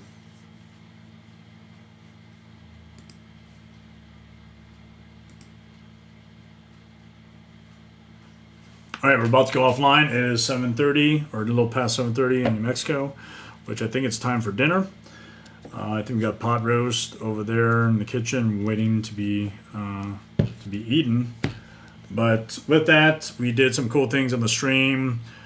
First and foremost, we did the altar highlights. So if you're coming in from Sublime MTG Altars, thank you for stopping by. Michiko did the Soul Ring altar featuring Arona from the I think it's a game called Blue Archive on a full Soul Ring. That was really cool. And let me just show that really quick to the audience over the camera here. And yeah, that's ready to go. The client / buyer. This is going to get shipped to him later on this week. That was cool. We also showed Kumiko's Sisay Weatherlight Captain, drawn after I think official Gundam art. So go check that out. Go back to the page and take a look, or watch the stream from the beginning. Secondly, we did open a Lorwyn Eclipsed collector booster box. Probably the best, absolute best box I've ever opened. Not just on stream, but just in general. There was a few close seconds here and there, but I think I want to show off a little bit more. There were 2 very cool highlights from that box. And I think it's even more special because I pulled a special guest painter servant, and that is my namesake, my nickname. It's extended art and it's foil, and this is immediately going into the collection. And then the other highlight was the fractured foil Glen Alendra Guardian, not Archmage. I think this card is cool. I think the other cards I'm probably going to end up trying to sell on TCG Player. And yeah, maybe you can use the affiliate link to buy from me. I'm Band of Brothers also on on TCG Player, so you can shop from my shop as well and take a look at that. But we had some other very cool pulls. So whatever from there that people want to pick up, you could always just PM me as well. And then we did the Karn Silver Golem deck tech, which was really cool. We got to see some really awesome cards in foil. And we also got to see some synergies and talk about what the deck does. Turning non-creature artifacts into artifact creatures. And playing things like Mycosynth Golem in our playtest round. Unfortunately, Karn did not make it. It is a optimized bracket 4. It didn't win in that pod that I just played. The Crew Fix deck did. So I like to play bracket 4. Hopefully you do, and maybe you also like to play bracket 3, because I don't really play a lot of decks below those two brackets. So if you enjoy that kind of content, that's awesome. Thanks for stopping by again, and we'll see you around. Appreciate everyone that showed up. You all have a good one.